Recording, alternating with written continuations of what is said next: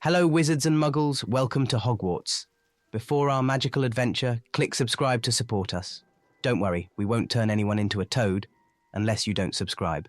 Your subscription is very important to us. And don't forget to leave your your comment below. Your opinion is as important as a lesson with Dumbledore. Now, let's get on with the story. The summer heat was just beginning to fade as I sat by my bedroom window at the Dursleys, absently twirling my wand between my fingers. The familiar weight of expectation sat heavy on my shoulders. Another year at Hogwarts approaching, another year of being Harry Potter, the boy who lived. A flutter of wings broke my reverie. An owl I didn't recognize landed on my windowsill, a crisp envelope clutched in its beak. My heart quickened as I took the letter, noting the Hogwarts seal. "Thanks," I muttered, offering the owl a treat before it took off into the twilight sky. I broke the seal, unfolding the parchment with trembling fingers. As I read, my eyes widened. "Dear Mr. Potter, we are pleased to inform you that Hogwarts School of Witchcraft and Wizardry will be hosting the International Transfiguration Tournament this year. As a sixth-year student, you are eligible to represent your house." The words blurred as excitement and anxiety warred within me. A chance to prove myself, to be known for something other than my scar. But could I live up to it? The next morning found me on platform 934, the Hogwarts Express gleaming red against the grey London sky. As I heaved my trunk onto the train, a familiar voice called out, "Harry, over here!" I turned to see Ron and Hermione waving from a compartment window. Relief washed over me at the sight of my best friends. Once settled in the compartment, Hermione's keen eyes narrowed. "What's wrong, Harry? You look worried." I hesitated, then pulled out the letter. "Hogwarts is hosting a transfiguration tournament this year. I'm thinking of entering." Ron's eyes lit up. "Wicked! You'd be brilliant, mate." But Hermione, ever perceptive, caught the doubt in my voice. "But you're not sure, are you?" I sighed, running a hand through my perpetually messy hair. "It's just, everyone always expects so much from me. What if I'm not good enough? What if I let everyone down?" "Oh, Harry," Hermione said softly, reaching out to squeeze my hand. "You've faced dragons and dark wizards. A transfiguration contest should be a piece of cake." "Yeah," Ron chimed in, "and think of the glory if you win. You'd be a Hogwarts legend. Well, more than you already are." I managed a weak smile, but the knot in my stomach didn't ease. As the countryside whizzed by outside the window, I couldn't shake the feeling that this year would bring challenges I wasn't prepared for. The Great Hall was abuzz with excitement that evening. Enchanted banners representing magical schools from around the world floated beneath the starry ceiling. As we took our seats at the Gryffindor table, Headmistress McGonagall rose, her emerald robes shimmering in the candlelight. "Welcome, students, to a most extraordinary year at Hogwarts," her voice carried across the hall, silencing the chatter. "We are honored to host the International Transfiguration Tournament, a contest of magical skill and creativity." As McGonagall explained the rules, I found myself leaning forward, drinking in every word. Each house would choose one representative to compete against students from Beauxbaton, Durmstrang, and other magical schools. The tasks would test not just our transfiguration skills, but our quick thinking and magical ethics. "The tournament is not for the faint of heart," McGonagall continued, her gaze sweeping the hall. "Contestants will face challenging magical tasks, requiring both skill and courage." I felt a shiver run down my spine. Skill and courage. Hadn't I proved I had those? But a nagging voice in my head whispered doubts. As we made our way to Gryffindor Tower later that night, the corridors were alive with excited chatter. I heard one task involves transfiguring yourself into a magical creature, a second year whispered. "Don't be daft," his friend replied. "They'd never let students do something that dangerous." Would they? Their voices faded as I climbed through the portrait hole, my mind racing. In my dormitory, I changed into my pajamas mechanically, my thoughts a whirlwind of spells and possible tasks. Sleep, when it came, was fitful and filled with strange dreams. I was running through a maze, my wand transforming into a snake, then a broomstick, then crumbling to dust in my hands. Magical creatures lurked around every corner, each more fantastic and terrifying than the last. In one vivid moment, I found myself face to face with a mirror. But the reflection wasn't me, or at least not entirely. My features shifted and blurred, taking on characteristics of magical beasts. Feathers sprouted from my arms, scales rippled across my skin. My eyes glowed with an inner fire. I woke with a start, heart pounding. The dormitory was dark and quiet, filled with the soft breathing of my roommates. As I lay there, staring at the canopy of my four-poster bed, the dream lingered. Was it just anxiety about the tournament? Or was my subconscious trying to tell me something? I'd learned over the years not to dismiss strange dreams too quickly. Morning came too soon, sunlight streaming through the windows as we dressed for breakfast. The Great Hall was a hive of activity, with students from all houses huddled in groups, discussing the tournament. As I picked at my toast, Professor McGonagall approached the Gryffindor table. "Mr. Potter," she said, her voice carrying a note of gravity that made me sit up straighter. "The time has come for Gryffindor to choose its champion. Your name has been put forward. Do you accept?" The table fell silent. All eyes turned to me, filled with expectation and hope. I felt the weight of their gazes, the pressure of their unspoken faith in me. For a moment I couldn't breathe. I started, my voice faltering. I cleared my throat and tried again. "I accept, Professor." A cheer erupted from the Gryffindor table. Hands clapped me on the back, voices shouted congratulations. But as I stood to shake McGonagall's hand, I caught a glimpse of the other houses. Some faces showed respect, others skepticism, and a few... Was that resentment? As the noise died down, I heard a snide voice from the Slytherin table. "Of course Potter gets chosen. Probably rigged it somehow." "That's enough, Mr. Knott," McGonagall said sharply. But the damage was done. The seed of doubt, already planted in my mind, began to grow. As I sank back onto the bench, Ron clapped me on the shoulder. "You'll show them, Harry. You'll win this thing, I know it." Hermione nodded encouragingly, but I could see the concern in her eyes. She, more than anyone, understood the pressure I was under. I forced a smile, trying to project a confidence I didn't feel. As breakfast ended and we headed to our first class, my mind was already racing ahead to the challenges that awaited. The tournament, the other competitors, the whispers of doubt. It all swirled together in a dizzying mix of excitement and fear. One thing was certain, this year at Hogwarts would be unlike any other. As I walked through the familiar corridors, I couldn't shake the feeling that I was stepping into an arena, about to face trials that would test not just my magical abilities, but the very core of who I was. The first task loomed ahead, unknown and daunting. But I was Harry Potter. I'd faced dragons, dark wizards, and death itself. Surely I could handle a transfiguration tournament, couldn't I? With a deep breath, I squared my shoulders and walked into my first class of the day. Whatever challenges lay ahead, I would face them. I had to. The whole of Gryffindor, the whole of Hogwarts was counting on me, and this time I was determined not to let them down. The morning of our first advanced transfiguration class arrived with a mix of excitement and trepidation. As I entered the classroom, I noticed the usual desks had been replaced with individual podiums, each bearing a small, nondescript object. Professor McGonagall stood at the front, her eyes sharp as she surveyed the mix of Hogwarts students and international competitors. "Today," she began, her voice crisp, "we will be attempting a particularly challenging transfiguration. You must transform the object before you into a fully functional magical instrument of your choosing. Begin." I stared at the smooth river stone on my podium, my mind racing. A magical instrument, and what did that even mean? Around me, wands were already raised, incantations muttered. I closed my eyes, took a deep breath, and focused. "Transmutare musica," I said, waving my wand in what I hoped was a confident motion. Nothing happened. I tried again, and again, each attempt more desperate than the last. The stone remained stubbornly unchanged while around me, objects were morphing into everything from enchanted flutes to self-playing violins.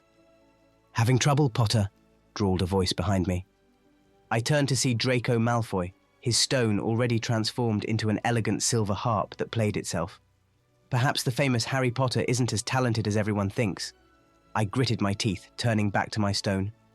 "Transmutare musica!" I shouted, jabbing my wand forward. The stone shuddered, then exploded into a shower of pebbles. Several students yelped in surprise. "Mr. Potter!" Professor McGonagall's voice cut through the chaos. "Perhaps a gentler approach?" My face burning with embarrassment, I repaired the stone with a quick reparo and slumped against my podium. "Here," came a soft voice to my left. A girl with an accent I couldn't quite place, French maybe, stepped closer. "Try visualizing the instrument first, like this." She demonstrated with a graceful wave of her wand, turning her own stone into a delicate crystal bell. Swallowing my pride, I nodded. "Thanks. I'm Harry, by the way." "Gabrielle," she replied with a smile.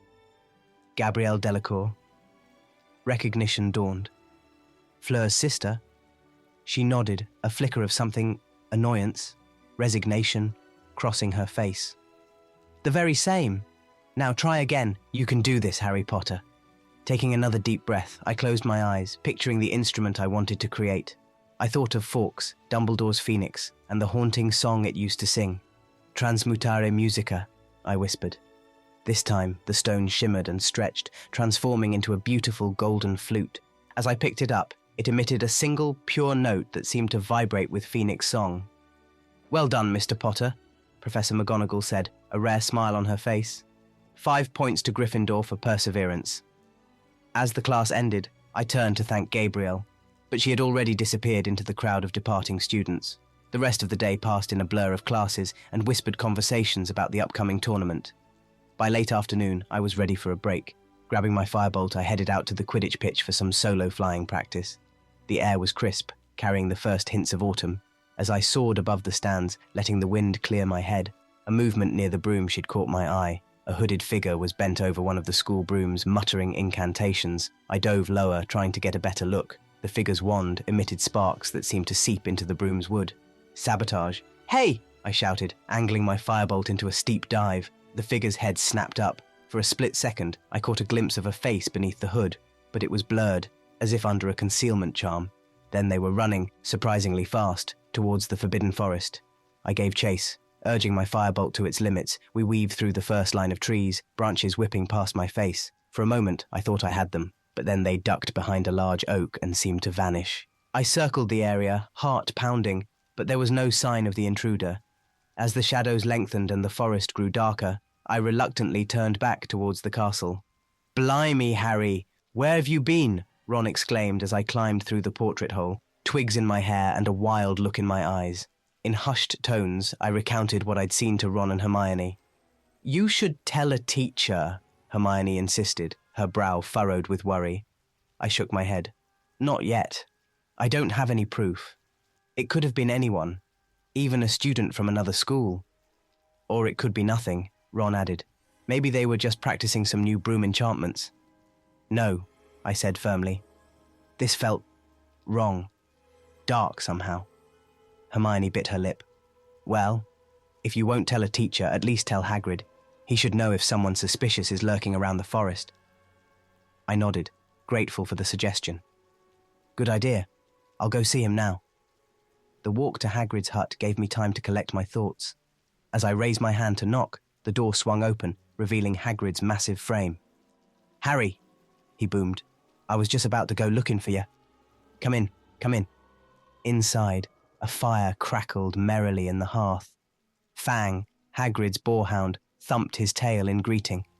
"What's wrong?" Hagrid asked as soon as the door was closed. "You've got that look about you." I hesitated, then told him everything. The figure by the broom shed, the chase into the forest, my suspicions of sabotage. Hagrid's bushy eyebrows drew together. "That's troubling, that is. The forest ain't safe at the best of times, but with all these foreign wizards about..." He trailed off, looking worried. "You think it could be someone from another school?" I asked. "Could be anyone," Hagrid replied. "Tournaments like this, they bring out the worst in some folk. Cheating, sabotage, it's happened before." He stood up suddenly, rummaging through a cluttered bookshelf. "Here," he said, pulling out a battered leather-bound book. "Might come in handy. It's all about magical creatures, the kind you might run into during a tournament like this." I took the book, surprised by its weight. "Thanks, Hagrid. But why?" "Just a feeling," he said, his black eyes glinting. "Best to be prepared, eh?" As I made my way back to the castle, the book tucked under my arm, I couldn't shake the feeling that Hagrid knew more than he was letting on. The tournament suddenly felt more dangerous, more real. In the common room, I found Ron and Hermione waiting up for me. "Well?" Hermione asked anxiously. I filled them in on my conversation with Hagrid, showing them the book he'd given me. "Blimey," Ron said, flipping through the pages. "Some of these creatures look properly nasty. You don't think they'd make you face something like this in the tournament, do you?" I shrugged, remembering the Tri-Wizard tournament and the dragons we'd faced. "Anything's possible." Hermione closed the book with a snap. "We should start practicing more advanced transfiguration spells. If someone is trying to sabotage the tournament, you need to be prepared for anything." As we planned our extra study sessions, I couldn't help but feel a mix of excitement and dread. The tournament was barely underway, and already there were mysteries to solve and dangers to face. That night, as I lay in bed listening to my roommate's soft snores, my mind raced with possibilities. Who was the hooded figure? What were they up to? And how could I hope to compete in this tournament when I could barely transfigure a stone into a flute? With a sigh, I turned over, clutching my wand. Whatever challenges lay ahead, I knew one thing for certain. I wouldn't face them alone. With Ron and Hermione by my side and the support of Hagrid and my other friends, I had a fighting chance. As sleep finally claimed me, my last conscious thought was of the golden flute I'd created. Its phoenix song echoed in my dreams, a melody of hope and defiance against the gathering shadows. The morning of the first task dawned cold and misty. I stood at the edge of the Black Lake, my heart pounding so hard I was sure the other competitors could hear it. Around me, students from Hogwarts, Beauxbatons, and Durmstrang shifted nervously, all of us eyeing the dark, choppy waters. Professor McGonagall's voice cut through the tension. Your task is simple, yet perilous. You must transfigure yourselves to survive for 1 hour in the depths of the Black Lake. You will be judged on the effectiveness of your transfiguration, your ability to adapt to the environment, and your success in retrieving a golden egg from the Mer-people's village. A murmur ran through the crowd. Self-transfiguration was advanced magic, far beyond what most of us had attempted before. Remember, McGonagall continued, her eyes sharp, while we have taken precautions, the lake is home to many dangerous creatures. Your wits may be as important as your wand. You have 5 minutes to prepare. Good luck. As the other champions began casting spells on themselves, I closed my eyes, trying to calm my racing thoughts. What form should I take? How could I breathe underwater? All right there, Harry. I turned to see Ron and Hermione approaching, concern etched on their faces. I don't know if I can do this, I admitted, my voice barely above a whisper. Hermione gripped my arm. Yes, you can. Remember the gillyweed from the Triwizard tournament. You could transfigure yourself to have gills. And webbed feet, Ron added enthusiastically. Like a frog, but cooler. Their confidence bolstered my own. I nodded, raising my wand. Right, gills and webbed feet.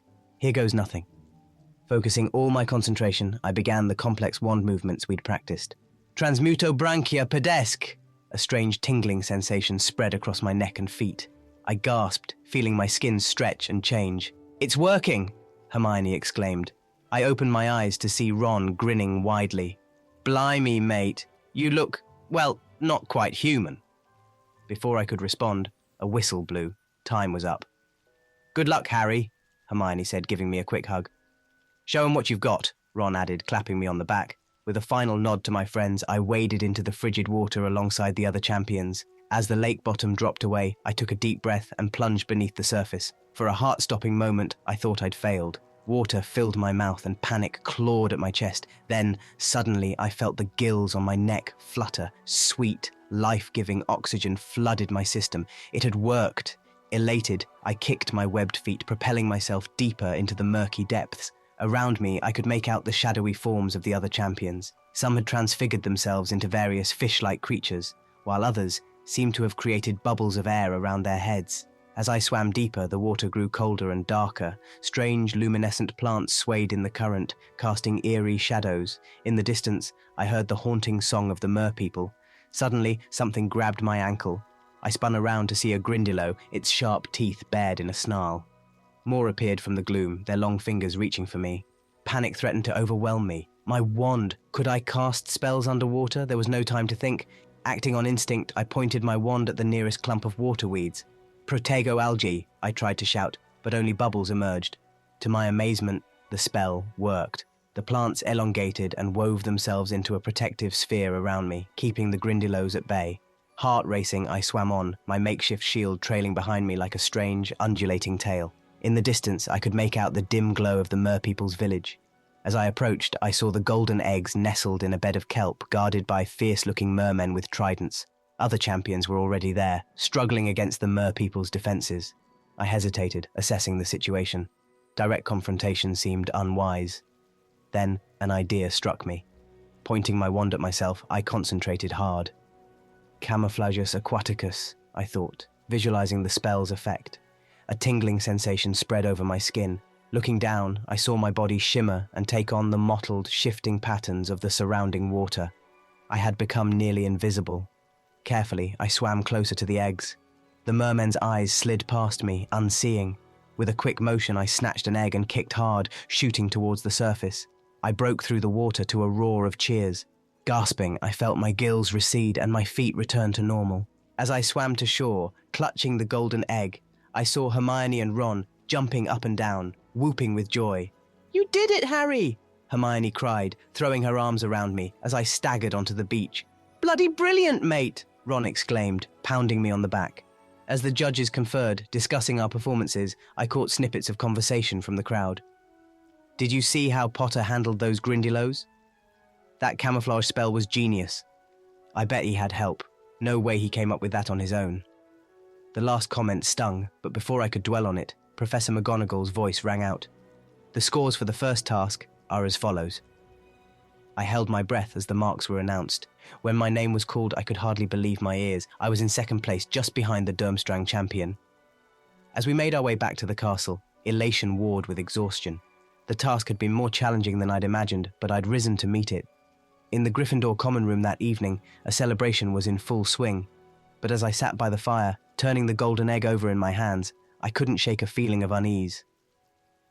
"What's wrong, Harry?" Hermione asked, noticing my frown. "You should be thrilled," I sighed, lowering my voice. "I overheard some students talking. They think I cheated somehow." Ron scoffed. "That's rubbish. They're just jealous." "Maybe," I said, unconvinced. "But what if they're right? What if I'm not good enough to do this on my own?"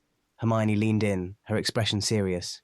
"Harry James Potter, listen to me. You are more than good enough. You faced those challenges with courage and creativity. No one helped you but yourself." Her words warmed me, but a kernel of doubt remained. As the party continued around us, I couldn't help but wonder what other challenges lay ahead, and would I be able to face them with the same success? The golden egg in my lap seemed to grow heavier, a tangible reminder of the trials to come. Whatever the next task might bring, I knew one thing for certain. I couldn't let my own insecurities become my biggest obstacle. With a determined nod, I stood up. "Right," I said, addressing Ron and Hermione. "Let's figure out what this egg does. We've got more challenges to prepare for." As we huddled together, examining the mysterious object, I felt a renewed sense of purpose. The tournament had only just begun, and I was ready to rise to whatever challenge came next. The dungeon was unusually quiet as we filed in for potions class. Professor Slughorn stood at the front, his walrus mustache twitching with excitement. "Today," he announced, "we'll be working on a particularly tricky brew, the Essence of Insight. Partner up, and do be careful. This potion can have unexpected effects if prepared incorrectly." As the class shuffled around, I found myself face to face with a tall, broad-shouldered Durmstrang student. "Victor Crumb, right?" I asked, extending my hand. He nodded, his handshake firm. "And you are Harry Potter. Your performance in the first task was impressive." There was something in his tone that made me pause. Before I could respond, Slughorn clapped his hands. "Begin." As we started preparing ingredients, I couldn't shake the feeling that Victor was watching me more closely than necessary. His dark eyes seemed to follow every move of my hand. "So," I said, trying to break the tension, "how are you finding Hogwarts?" Victor's knife paused over the saprophyros bean he was cutting. "It is interesting, very different from Durmstrang. But I wonder perhaps if it is as safe as everyone claims." I frowned, my hand stilling over the cauldron. "What do you mean?" He leaned in, his voice dropping to a whisper. "There are rumors, Potter. Whispers of dark magic influencing the tournament. You have noticed nothing strange?" My mind raced back to the hooded figure I'd chased into the forbidden forest. Could there be a connection? Before I could reply, our cauldron let out a menacing hiss. The potion inside, which should have been a calm blue, was bubbling an angry red. "Look out!" I yelled, grabbing Victor's arm and pulling him back just as the cauldron exploded. Slughorn rushed over, vanishing the mess with a wave of his wand. "Dear me, what happened here? Mr. Potter, Mr. Crumb, are you all right?" We nodded, still shaken. As Slughorn moved away to check on other students, I turned back to Victor. "You were saying something about dark magic?" But Victor's expression had closed off. "Perhaps it was nothing. We should focus on our potion, yes?" The rest of the class passed in tense silence, the air thick with unasked questions. As we packed up our things, Victor paused. "Be careful, Potter," he murmured. "Not everything in this tournament is as it seems." With that cryptic warning, he strode out of the dungeon. My mind was still reeling from the conversation as I made my way to the room of requirement for some extra practice. As I paced back and forth, thinking of a place to study transfiguration, a door materialized in the wall. Inside, the room had transformed into a perfect practice space, with books on advanced transfiguration lining the walls and various objects to practice on scattered about. I had been working for about an hour when something caught my eye. In a far corner of the room, partially hidden behind a stack of books, was a small, ornate box I hadn't noticed before. Curious, I approached it. The box seemed to hum with magical energy. My hand hovered over the latch, hesitating. Should I open it? Alohomora, I whispered, and the box sprang open. Inside lay a medallion, ancient-looking and inscribed with runes I didn't recognize. As I picked it up, a surge of power coursed through my body. Suddenly, transfiguration spells I'd been struggling with for weeks seemed crystal clear in my mind. Incredible, I breathed, turning the medallion over in my hands. A noise in the corridor outside snapped me back to reality. Quickly, I slipped the medallion into my pocket and left the room, my heart pounding. That night, as I lay in bed, I couldn't stop thinking about the medallion. It clearly enhanced magical abilities, but was it safe to use? And more importantly, was it ethical? Sleep eluded me. Around midnight, I grabbed my invisibility cloak and snuck out of the dormitory. Some fresh air might help clear my head. As I soared over the forbidden forest on my firebolt, the cool night air whipping through my hair, I spotted something that made my blood run cold. In a small clearing, a cloaked figure was performing some kind of ritual, green light pulsing from their wand. I dove lower, straining to see. The figure was muttering an incantation I couldn't make out. Suddenly, a blast of magical energy shot from their wand, nearly knocking me off my broom. Heart racing, I sped back to the castle. I needed to tell Ron and Hermione what I'd seen. I found them in the common room the next morning, bleary-eyed but concerned. "Harry, this is serious," Hermione said after I'd recounted everything, Victor's warning, the medallion, and the cloaked figure in the forest. "We need to tell a teacher." I shook my head. "Not yet. We don't have any proof. For all we know, that could have been a teacher in the forest." Ron frowned. "But mate, if someone's trying to sabotage the tournament..."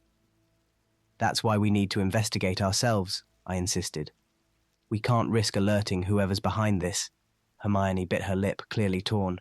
"All right," she said finally, "but we need a plan. And Harry, be careful with that medallion. Magical objects that enhance abilities often come with a price." I nodded, my hand unconsciously moving to my pocket where the medallion lay hidden. "I know. I won't use it unless absolutely necessary." As we huddled together, formulating a plan to uncover the truth, I couldn't shake the feeling that we were getting in over our heads. The tournament, which had seemed like a chance to prove myself, was turning into something far more dangerous. That night, my dreams were haunted by visions of past tournaments. I saw champions facing terrible fates, some trapped in half-completed transfigurations, others lost in magical mazes. In every dream, the medallion hung around my neck, growing heavier and heavier until I could barely breathe. I woke with a start, drenched in sweat. The dormitory was still dark, the other boys sleeping peacefully. As I lay there trying to calm my racing heart, a chilling thought occurred to me. What if history was doomed to repeat itself? What if, by entering this tournament, I had unknowingly stepped into a trap? The medallion seemed to pulse in my pocket, a silent reminder of the power and the danger that lay ahead. As the first light of dawn crept through the windows, I made a decision. Whatever came next, I would face it head-on, but I would do it on my own terms, without relying on mysterious magical artifacts. With a deep breath, I slipped out of bed and made my way to the window. The forbidden forest loomed in the distance, its secrets hidden in shadow. Somewhere out there, someone was plotting, weaving dark magic into the very fabric of the tournament. "I'll find you," I whispered to the darkness, "and I'll stop you, whatever it takes." As the sun rose over Hogwarts, casting a golden glow across the grounds, I felt a mix of determination and fear. The next task was approaching fast, and with it, I was sure, would come more dangers and more mysteries. But I was Harry Potter.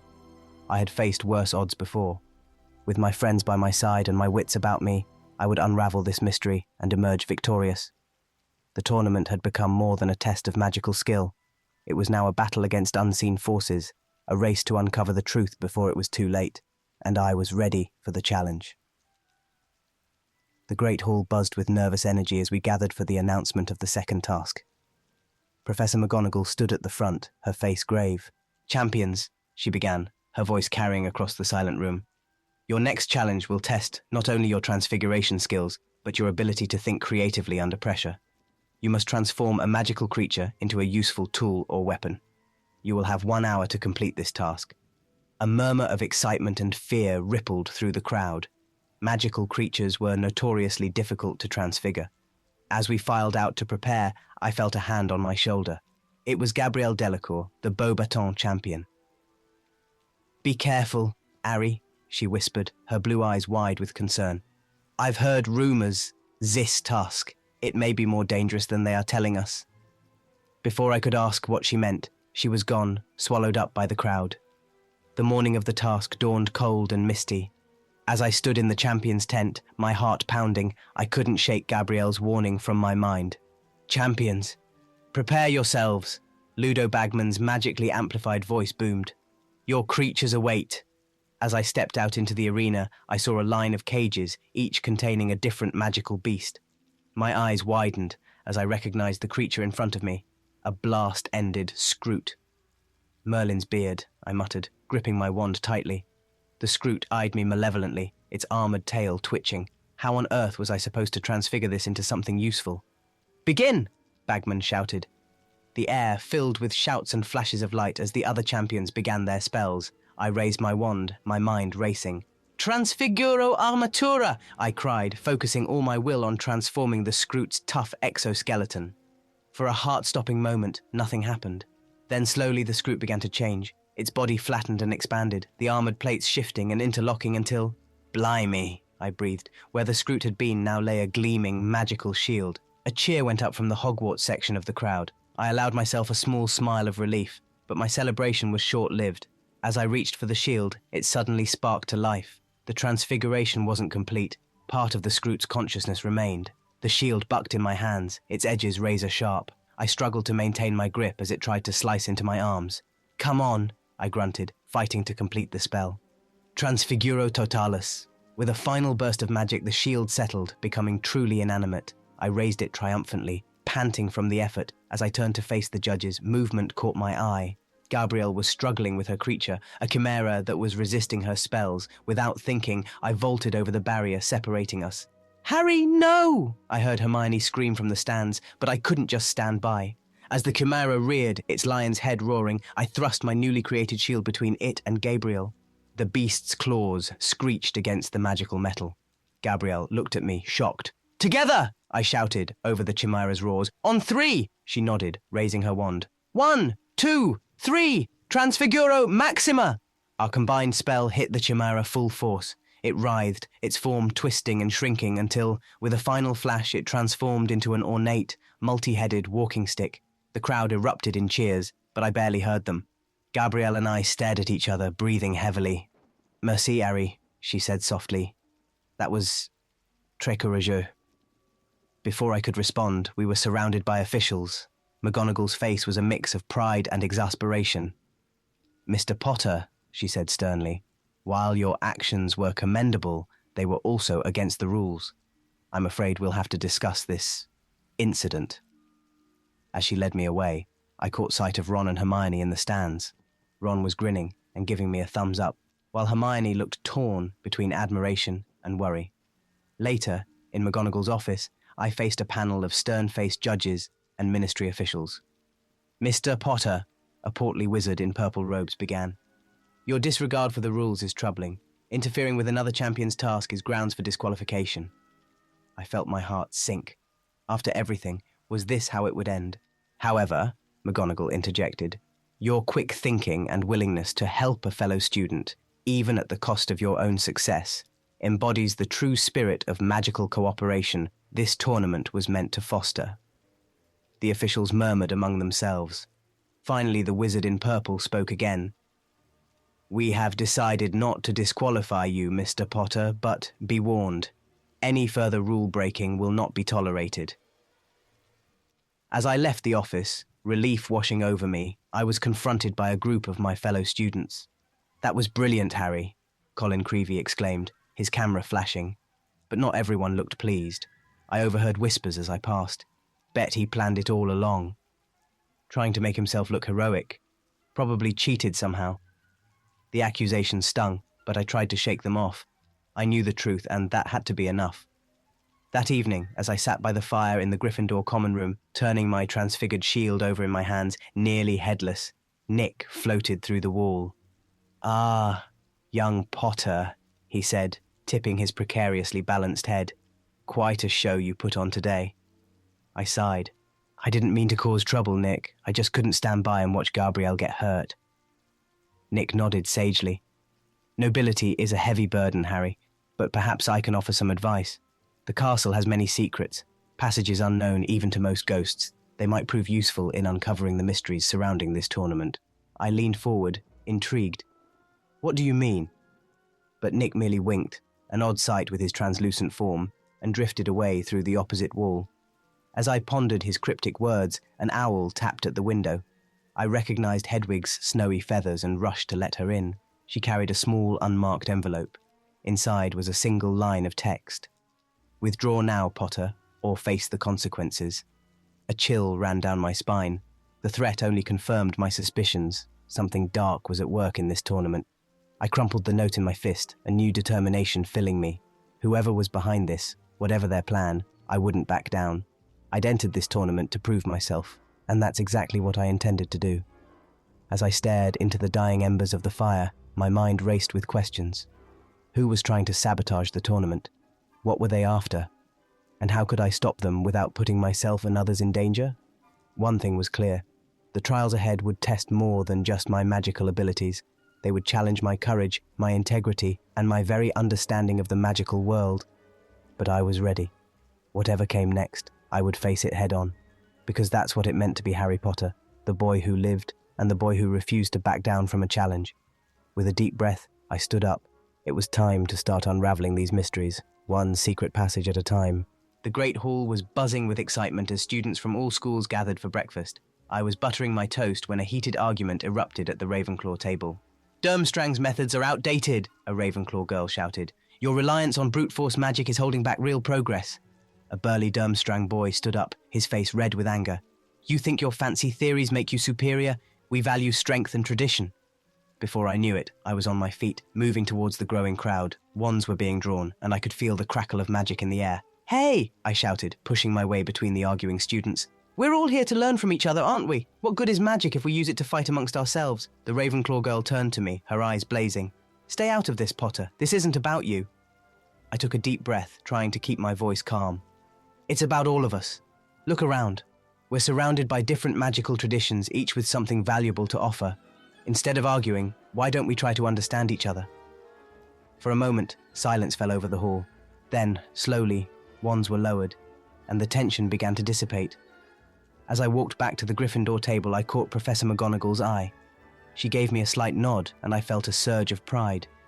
Maybe I was learning to be more than just the boy who lived. Later that day, I found myself in the most challenging transfiguration lesson yet. Professor McGonagall stood at the front of the class, her eyes sharp as she surveyed us. "Today," she announced, "we will be attempting human transfiguration. You will transform your partner's facial features. This is extremely advanced magic, so I expect utmost concentration." My heart raced as I turned to Ron, my partner for the exercise. "You ready for this?" I asked, trying to sound more confident than I felt. Ron gulped. "Just don't give me a pig's snout, all right?" I raised my wand, focusing all my concentration. "Transformo facies," I said, making the intricate wand movement we'd practiced. To my amazement, Ron's features began to shift. His nose elongated slightly, his eyes changed color, and his hair turned a deep shade of blue. "Blimey, Harry!" Ron exclaimed, conjuring a mirror. "This is brilliant!" Professor McGonagall approached, a rare smile on her face. "Excellent work, Mr. Potter. 10 points to Gryffindor." As we left the classroom, I couldn't help but feel a boost of confidence. Maybe I was more capable than I'd given myself credit for. That evening, I decided to do some extra practice in one of the secret passages I'd discovered. As I worked on a particularly tricky transfiguration, I heard footsteps approaching. Quickly, I extinguished my wand light and pressed myself against the wall. A hooded figure passed by, muttering under their breath. With a jolt, I recognized the voice. It was the same one I'd heard in the Forbidden Forest. Without thinking, I began to follow, keeping to the shadows. The figure led me through a maze of corridors I'd never seen before. Suddenly, they stopped and pulled out a vial of what I recognized as polyjuice potion. My heart pounded as I watched the figure transform. In the dim light, I couldn't make out their new appearance, but I knew I was on the trail of the saboteur. Eager to get a closer look, I leaned forward and knocked over a suit of armor with a resounding crash. The figure whirled around. "Who's there?" they demanded, their voice now changed. I ran, my feet pounding against the stone floor. Behind me, I could hear the saboteur giving chase. Spells whizzed past my head as I ducked and weaved through the corridors. Finally, I managed to lose them by slipping behind a tapestry into another secret passage. I leaned against the wall, my heart racing, trying to catch my breath. I had to tell Ron and Hermione what I'd seen, but as I made my way back to the Gryffindor common room, I couldn't shake the feeling that I was in way over my head. The common room was nearly empty when I arrived, but Ron was still up, working on a potions essay. "Where have you been?" he asked as I collapsed into an armchair.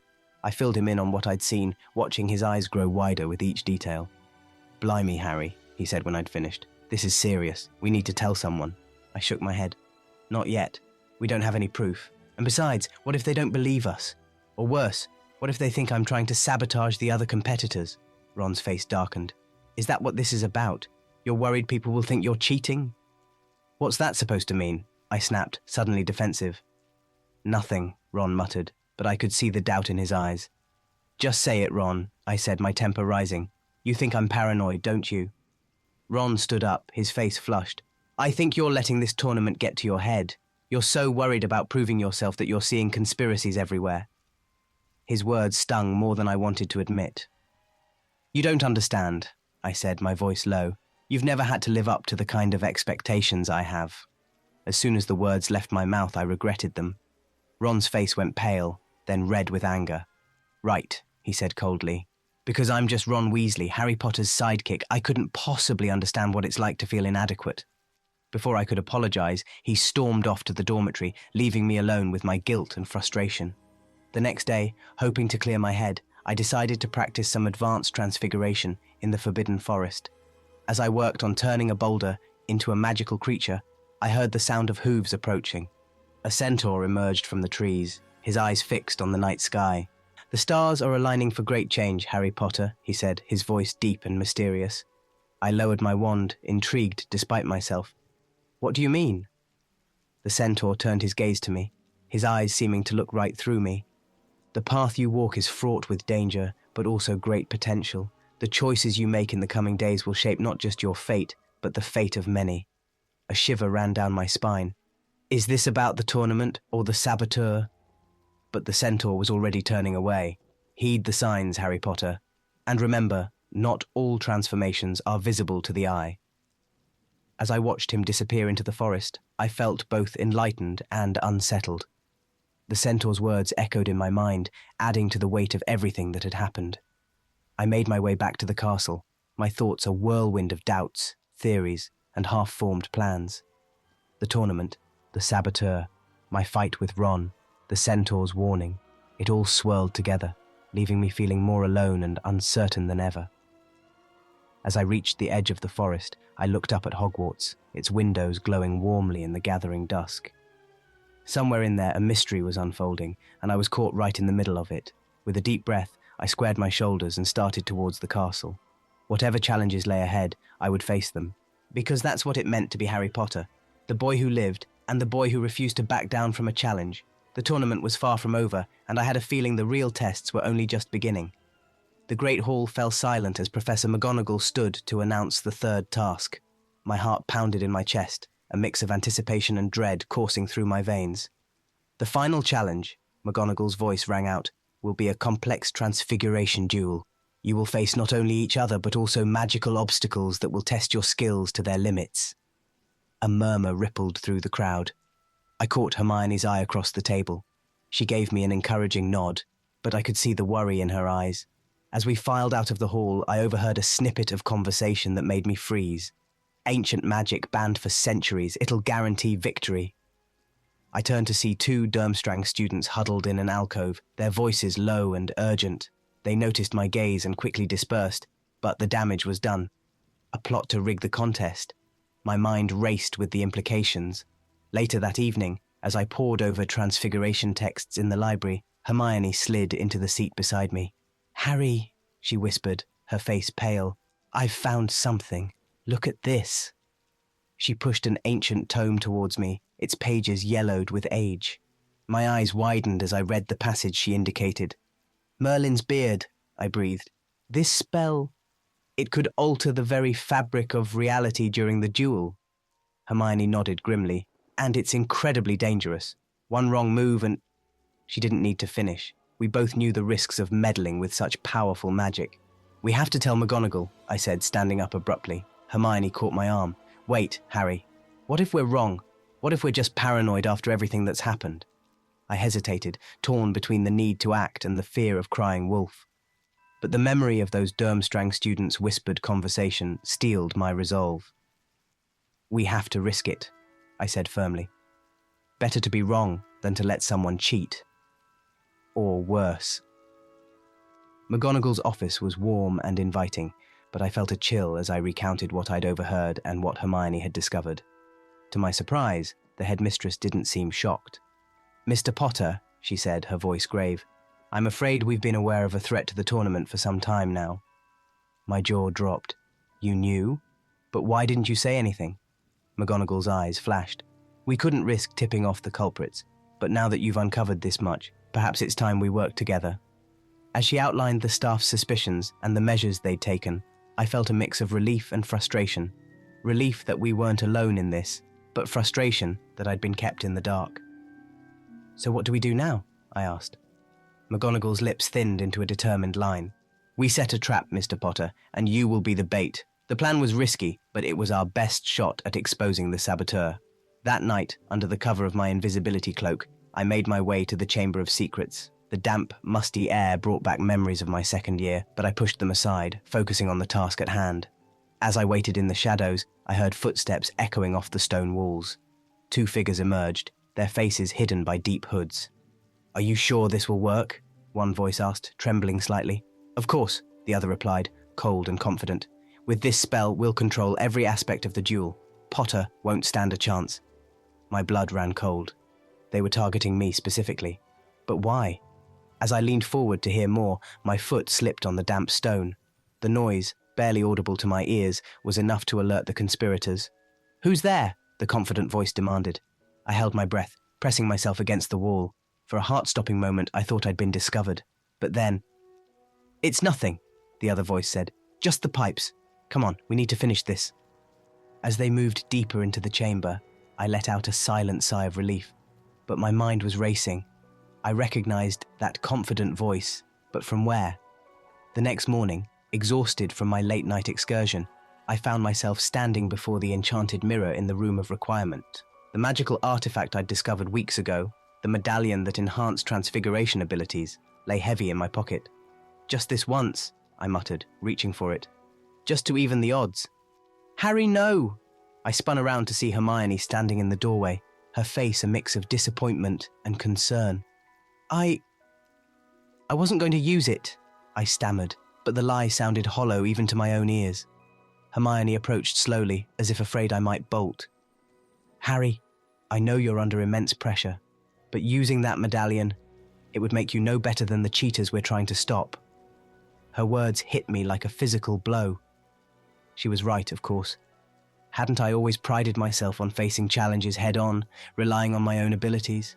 You're right, I said, pulling the medallion from my pocket. I don't need this. I never did. As I placed the artifact back in its hiding place, I felt a weight lift from my shoulders.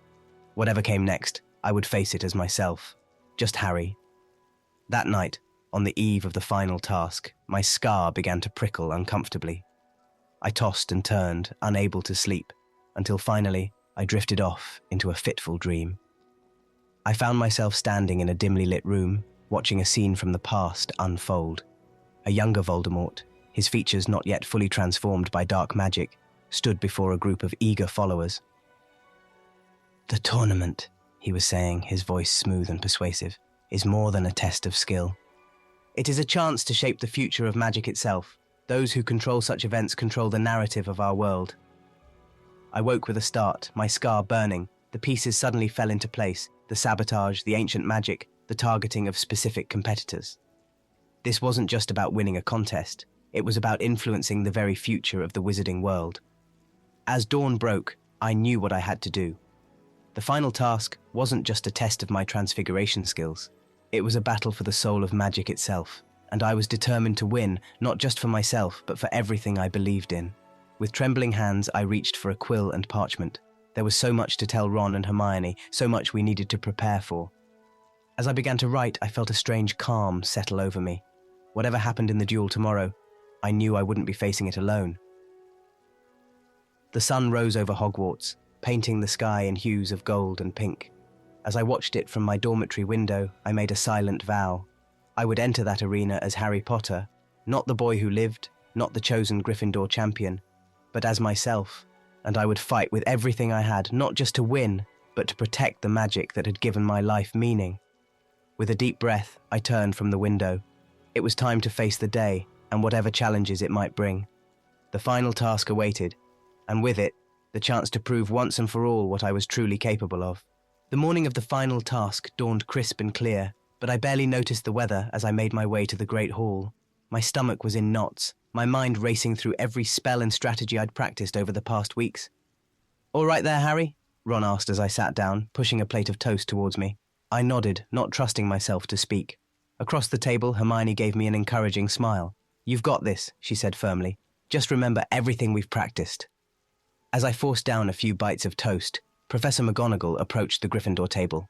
"Mr. Potter, it's time. Please follow me." With a last glance at my friends, I stood and followed McGonagall out of the hall. We walked in silence to a large tent set up on the grounds, similar to the one used in the Triwizard tournament. Inside, the other champions were already gathered. I recognized Gabriel Delacour from Beauxbatons, looking pale but determined, and Victor Crumb Jr. from Durmstrang, his face set in a scowl. "Champions," McGonagall began, her voice crisp. "The final task of the Transfiguration tournament is about to begin. You will face a series of challenges, each requiring you to use your transfiguration skills in creative and practical ways. Remember, you will be judged not only on the effectiveness of your spells, but also on your quick thinking and ethical use of magic." As she outlined the specifics of the task, I felt my nerves slowly give way to determination. I could do this. I had to. "And finally," McGonagall concluded, "be aware that there may be unexpected elements in this task. Stay alert, and good luck to you all."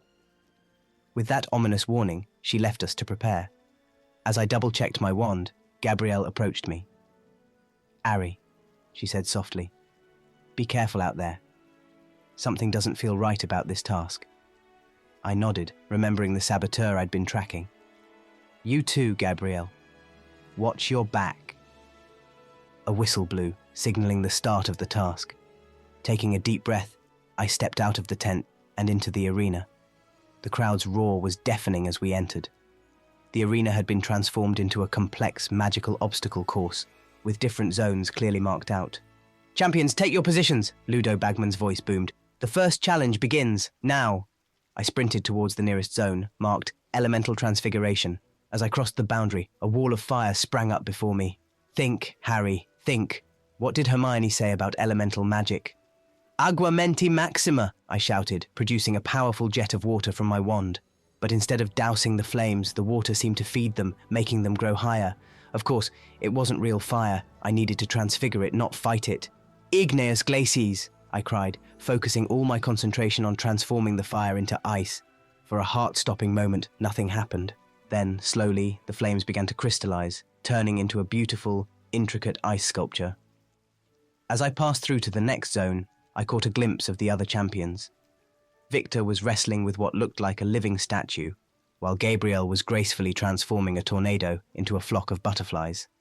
The next challenge involved transfiguring ourselves. "Partial human transfiguration only," Bagman warned as I entered the zone. I remembered my dream from the beginning of the term, the shifting blending of human and animal features. Focusing hard, I began to transform my arms into wings, my eyes taking on the keen sight of an eagle. As I soared over the next obstacle, I spotted something that made my heart race. In a shadowy corner of the arena, a hooded figure was moving furtively, wand outstretched. The saboteur. I had to alert the judges without disrupting the task. As I landed and reversed my transfiguration, an idea struck me. "Avis Nuntius," I whispered, conjuring a small flock of birds. With another flick of my wand, I transfigured them into miniature phoenixes. "Warn McGonagall," I instructed them. "Intruder in the southeast corner." As the phoenixes flew off, I turned my attention to the final challenge. A shimmering barrier stood before me, with a simple instruction floating in mid-air: become magic itself. What did that even mean? How could I transfigure myself into magic? I closed my eyes, thinking hard. Magic wasn't just spells and wand-waving. It was life, energy, transformation. With a sudden clarity, I knew what I had to do. Raising my wand, I began the most complex transfiguration I'd ever attempted. "Fieri Magicae," I shouted, feeling the magic course through me. My body began to change, not into any single creature, but into a swirling, shimmering form of pure magical energy. I was fire and water, earth and air, all at once. I was the spark of a spell and the ancient power of the earth. As I transformed, I became aware of everything in the arena. I could sense the magic in every spell, every transfigured object. And I could feel the dark, twisted magic of the saboteur, now moving towards the other champions. Without thinking, I soared towards the threat, my phoenix-like form trailing flames of magical energy. The saboteur turned, surprise visible even beneath their hood. "Stop!" I cried, my voice echoing with otherworldly power. The saboteur raised their wand, a sickly green spell forming at its tip. But before they could cast it, I swept my fiery wings forward, creating a shield of pure magic that enveloped both Gabriel and Victor. The spell bounced off harmlessly, and in that moment, McGonagall and the other judges arrived, wands drawn. "It's over," McGonagall said firmly, her wand pointed at the saboteur. "Lower your hood and surrender your wand." Slowly, the figure reached up and pulled back their hood. Gasps echoed through the arena as the face was revealed. It was Rodolphus Lestrange, one of the few Death Eaters who had evaded capture after the Battle of Hogwarts. "You think this changes anything, Potter?" Lestrange spat. "The dark arts will always have a place in this world, no matter how many tournaments you win." As auras moved in to apprehend Lestrange, I felt my transformation begin to fade. The magical energy dissipated, leaving me feeling drained but triumphant. Gabriel and Victor approached me, their faces a mix of awe and gratitude. "Ari," Gabriel said softly, "you saved us. Thank you." Victor nodded gruffly. "You are a true champion, Potter, no matter what the judges decide."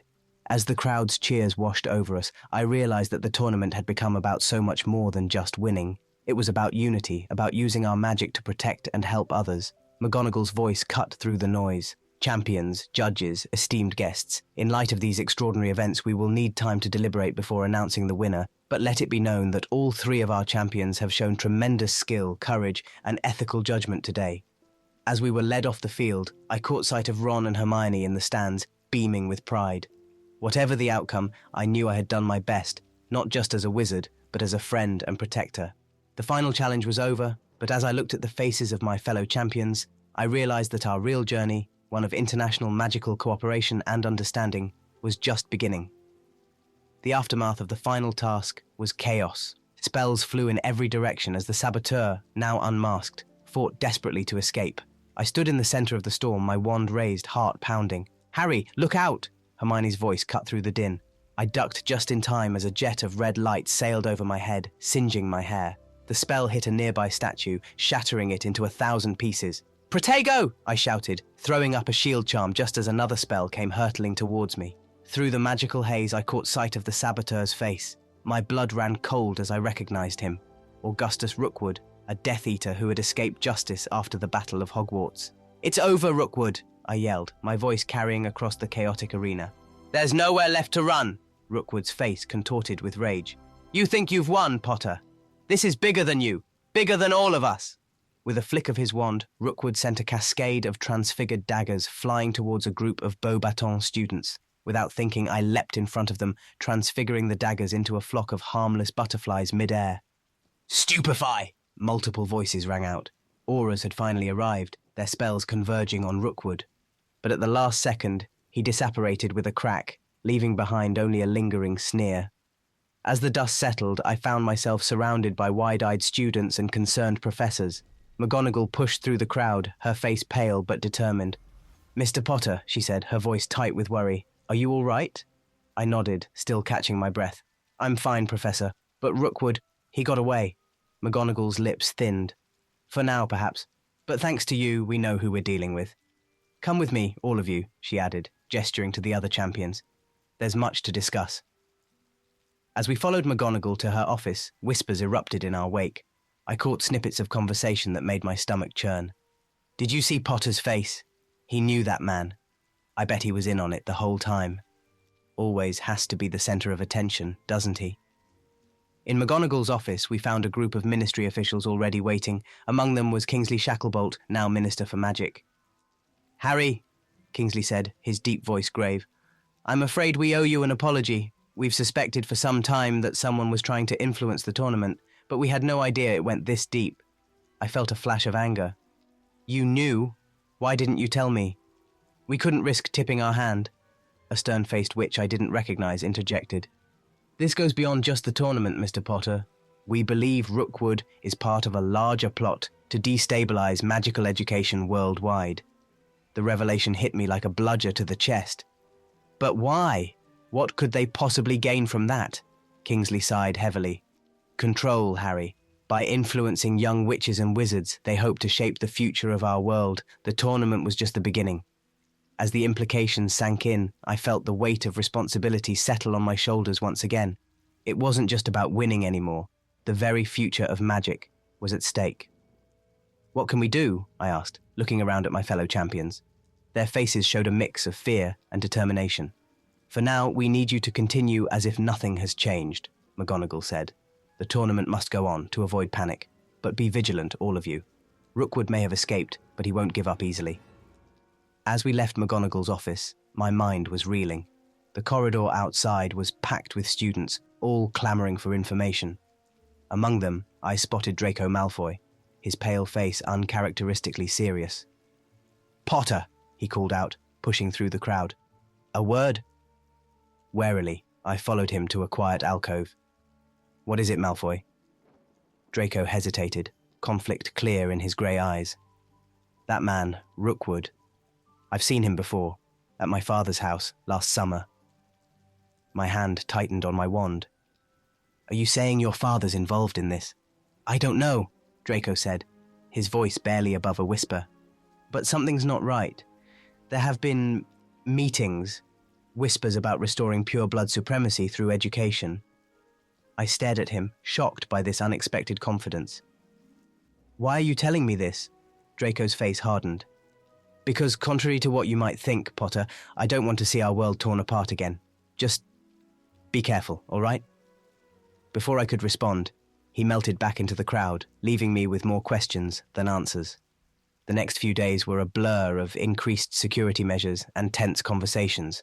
The final task of the tournament loomed ever closer, but it felt almost trivial in the face of the larger threat we now faced. One evening, as I practiced advanced transfiguration spells in the room of requirement, I was interrupted by the arrival of Ron and Hermione. Harry, Hermione said, her voice tight with worry, we've been thinking, if Rookwood and his allies are trying to influence magical education, they might target Muggle-born students first. Ron nodded grimly. They're the most vulnerable, aren't they? Might not know enough about our world to spot the signs of dark magic. A chill ran down my spine as I realized they were right. We need to warn them, protect them somehow. But how? Ron asked. We can't exactly go around telling everyone there's a plot to brainwash them, can we? I paced the room, my mind racing. No, but we can teach them. Not just spells, but how to think critically about magic, how to spot manipulation. Hermione's eyes lit up. Like a secret defense class, like the DA, but this time, focused on magical ethics and recognizing dark influences. As we planned our new secret society, I felt a renewed sense of purpose. The tournament might have been compromised, but we could still fight back in our own way. The next morning, as I entered the Great Hall for breakfast, I felt the weight of countless eyes upon me. The story of the saboteur had spread, growing more exaggerated with each retelling. I caught sight of Gabrielle Delacour, the Beauxbatons champion, sitting alone at the end of the Ravenclaw table. As I approached, she looked up, her blue eyes filled with a mixture of gratitude and uncertainty. Ari, she said softly, I wanted to thank you for what you did during the task. You saved my life. I sat down beside her, keenly aware of the whispers around us. Anyone would have done the same, I said, feeling awkward under her intense gaze. Gabrielle shook her head. No, not anyone. You are special, Harry Potter. But I worry. This tournament, it is becoming too dangerous, no? I hesitated, torn between the need for secrecy and the desire to warn her. Gabrielle, I said finally, lowering my voice. I need you to trust me. There's more going on here than just a competition. Stay alert, and if you notice anything strange, anything at all, come find me, okay? She nodded, her expression solemn. I trust you, Harry. We all do. As I left the Great Hall, her words echoed in my mind. They all trusted me. The weight of that trust was both empowering and terrifying. Whatever Rookwood and his allies were planning, whatever challenges lay ahead in the final task, I knew one thing for certain. I wouldn't face them alone. With my friends by my side, and the support of students from all schools, we had a fighting chance. The future of magic hung in the balance, and I was determined to do whatever it took to protect it. As I headed to my first class of the day, my resolve hardened. Rookwood may have escaped for now, but this was far from over. The real battle was just beginning. The Great Hall buzzed with excitement as students from all schools gathered for the closing ceremony.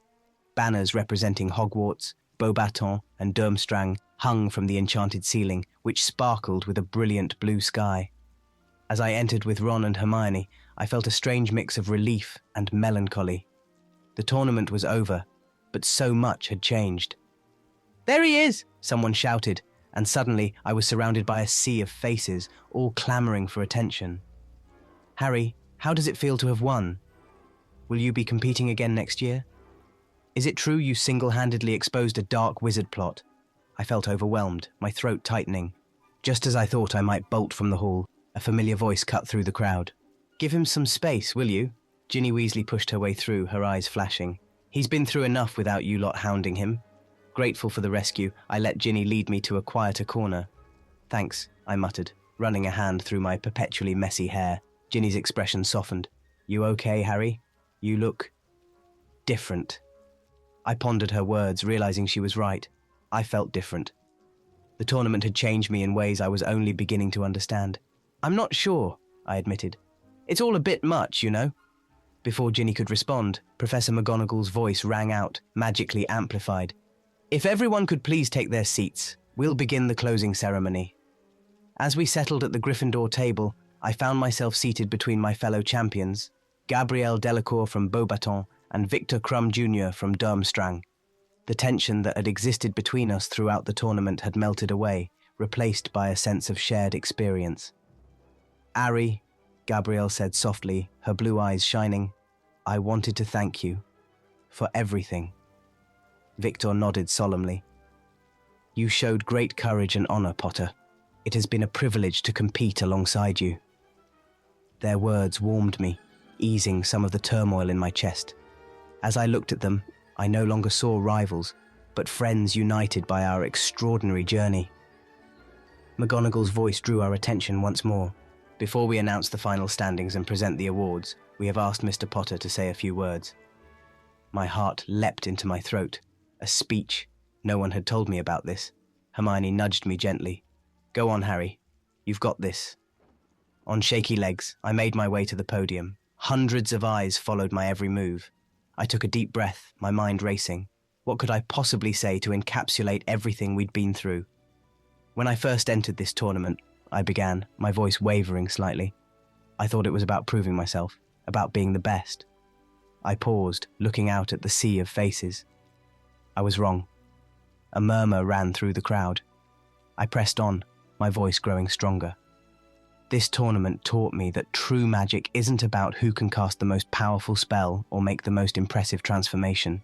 It's about unity, about standing together in the face of adversity. I thought of the saboteur we'd exposed, the dark plot we'd unraveled. We faced challenges that tested not just our magical skills but our character, and we emerged stronger not because of our individual talents, but because we learned to rely on each other. My eyes found Ron and Hermione in the crowd, their faces beaming with pride. To my friends who stood by me, even when I doubted myself, thank you. To my fellow champions who showed me the true meaning of magical cooperation, thank you. I turned to the staff table, where McGonagall sat with tears in her eyes. And to our teachers, who pushed us to be not just better wizards, but better people, thank you. As I concluded my speech, the Great Hall erupted in applause. I made my way back to my seat, my cheeks burning, but my heart light. The rest of the ceremony passed in a blur of awards and accolades. When it was over, students began to mingle, exchanging addresses and promises to keep in touch. As I stood chatting with a group of international students, I felt a tap on my shoulder. I turned to find Draco Malfoy standing there, looking uncomfortable.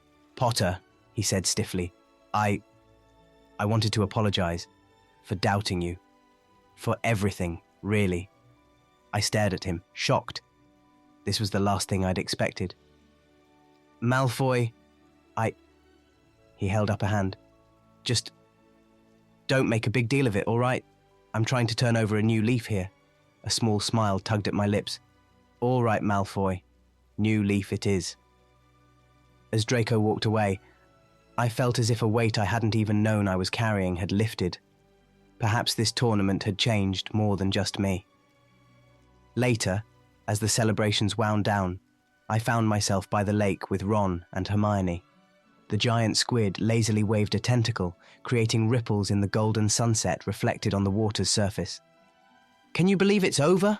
Ron said, skipping a stone across the lake. Hermione shook her head. "It feels like just yesterday we were worrying about that first task." I nodded, thinking back to how nervous I'd been, how unsure of myself. "We've come a long way, haven't we?" "You certainly have, mate," Ron said, clapping me on the back. "Tournament champion, dark wizard catcher. What's next? Minister of Magic?" We all laughed, but there was a note of seriousness in Hermione's voice when she spoke next. "Whatever comes next, Harry, we'll face it together, just like always." As we sat there, watching the sun sink below the horizon, I felt a profound sense of gratitude. For my friends, for Hogwarts, for all the challenges that had shaped me into who I was. The tournament was over, but I knew this was just the beginning. Whatever the future held, be it more magical competitions, dark wizards to face, or simply the everyday challenges of growing up, I was ready. I, Harry Potter, had entered this tournament as a boy with something to prove. I was leaving it as a young man who had discovered the true meaning of magic, friendship, and courage. As the first stars began to twinkle in the darkening sky, I made a silent vow. To always strive for unity, to use my magic ethically, and to never forget the lessons this extraordinary year had taught me. The next chapter of my life was about to begin, and for the first time in a long while I was excited to see what it would bring. Now, let's move on to the next apocalypse story. I jolted awake, my heart pounding. A familiar translucent figure hovered at the foot of my bed, his nearly severed head wobbling precariously. "Harry, thank Merlin you're awake!" Nearly headless Nick's usually jovial voice was tinged with panic. I fumbled for my glasses, squinting at the ghostly form. "Nick, what's going on? It's the middle of the night." "Oh, it's terrible, Harry. Simply dreadful. There's a revolution brewing at Hogwarts. The ghosts, they're in uproar." I sat up, fully alert now. "Slow down, Nick. What do you mean, a revolution?" Nick wrung his translucent hands. "It started with whispers, you see. Demands for more rights, for a voice in wizarding affairs. But now, it's chaos, Harry. Peeves is wreaking more havoc than ever, and even the Grey Lady is shouting demands. You must come at once." I ran a hand through my perpetually messy hair, my mind racing. Ghosts demanding rights. It was unprecedented. "All right, Nick. I'll head to the ministry right away. Thank you for warning me." As Nick faded through the wall, I quickly dressed and sent my Patronus to alert the Aura office. Whatever was happening, it needed to be addressed immediately. The ministry was in chaos when I arrived. Memos zoomed overhead more frantically than usual, and harried-looking wizards rushed back and forth. My assistant, a young witch named Alara, hurried to meet me. "Mr. Potter! Thank goodness you're here. We've been receiving reports of ghost disturbances all across Britain. It's not just Hogwarts, it's everywhere." I nodded grimly. "Call Ron and Hermione. We need an emergency meeting." Within the hour, we were gathered in my office. Hermione, looking every bit the Minister for Magic despite the early hour, paced back and forth. Ron, still in his Weasley's Wizard Wheezes robes, slouched in a chair, looking bewildered. "So, let me get this straight," Ron said, stifling a yawn. "The ghosts have gone mental and are demanding—" "What exactly?" Hermione sighed. "Rights, Ronald. They want representation in wizard government, access to certain magical artifacts, more interaction with the living world. It's actually quite fascinating from a magical law perspective." "Hermione," I interrupted gently. "We need to focus on containing this situation before it gets out of hand. Any ideas?" She bit her lip, thinking. "Well, we need more information. Harry, you're the only living wizard who's communicated extensively with the dead. Maybe you could... A Silver Lynx Patronus burst into the room, cutting her off. Kingsley Shacklebolt's deep voice resonated. Potter, the situation at Hogwarts is escalating. Your presence is required immediately. I stood up, determination setting in. Right, I'm heading to Hogwarts. Ron, can you coordinate with the Aura office to handle disturbances outside the school?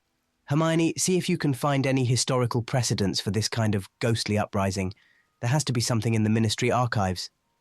They nodded, and I grabbed my Firebolt Supreme. As I prepared to leave, Hermione caught my arm. Harry, be careful. We don't know what's causing this. It could be more dangerous than it appears. I gave her a reassuring smile. I will. I'll send word as soon as I know more. The flight to Hogwarts was tense. As I soared over the Scottish Highlands, the cool night air whipping past me, I couldn't shake the feeling that this ghost rebellion was somehow connected to my past. After all, Death and I were old acquaintances. Hogwarts came into view, its majestic towers silhouetted against the starry sky. But something was off. An eerie, silvery glow seemed to envelop the castle, and as I drew closer, I could hear the unmistakable cacophony of chaos. I landed in the courtyard, immediately accosted by Peeves, who was cackling madly and hurling what looked like spectral water balloons. Potty wee Potter, he shrieked. Come to stop the ghostly fun. We won't go quietly, we won't. A water balloon phased right through me, leaving an icy chill in its wake. I shivered, raising my wand. Peeves, enough! Where's the headmistress? Minnie's hiding, yes she is. Can't handle a little ghostly bliss. I pushed past him, entering the great hall. The scene inside was one of utter bedlam. Ghosts zoomed back and forth, their usually translucent forms somehow more solid, more present. They were chanting, their voices an otherworldly chorus. Equal rights for the dead. Our voices will be heard. The Grey Lady, normally so reserved, was leading a group of ghosts in what looked like a protest march through the tables, nearly headless. Nick was trying unsuccessfully to calm a group of agitated first years who had taken refuge under the Hufflepuff table. Mr. Potter, Professor McGonagall's voice cut through the din. She hurried towards me, looking more dishevelled than I'd ever seen her. Thank Merlin you're here, we're at our wits' end. Professor, what happened? When did this start? She shook her head, her eyes darting around the room. It began yesterday evening. At first it was just increased activity, a bit more chatter among the ghosts, but by midnight it had turned into... this. She gestured helplessly at the chaos around us. I nodded, my mind racing. Have you tried talking to them? Negotiating? Of course. But they won't listen to reason. They keep insisting that a new era is coming, that the barrier between life and death is weakening. Potter, I fear this may be beyond simple politics. There's dark magic at work here, I'm certain of it. A chill ran down my spine that had nothing to do with the ghostly atmosphere. I need to talk to them. Can you gather the house ghosts? Maybe if we start with them, we can... My words were cut off by a bone-chilling scream. We whirled around to see the bloody Baron, his silvery blood seeming more vivid than ever, floating in the centre of the hall. Harry Potter! His voice boomed, echoing off the enchanted ceiling. The chosen one! The boy who lived, and died, and lived again. You, who have walked the path between worlds, must listen. The hall fell silent, every eye, living and dead, turned towards me. I stepped forward, my hand gripping my wand tightly. I'm listening, Baron. What's this all about? The Baron's eyes gleamed with an unnatural light. A new power rises, Potter, one that bridges the gap between life and death. We ghosts are but the harbingers. The veil is thinning, and soon the true master will reveal himself. Murmurs broke out among the living students and teachers. I felt my blood run cold. Who is this Master Baron? What does he want? But the bloody Baron only laughed, a chilling sound that echoed through the hall.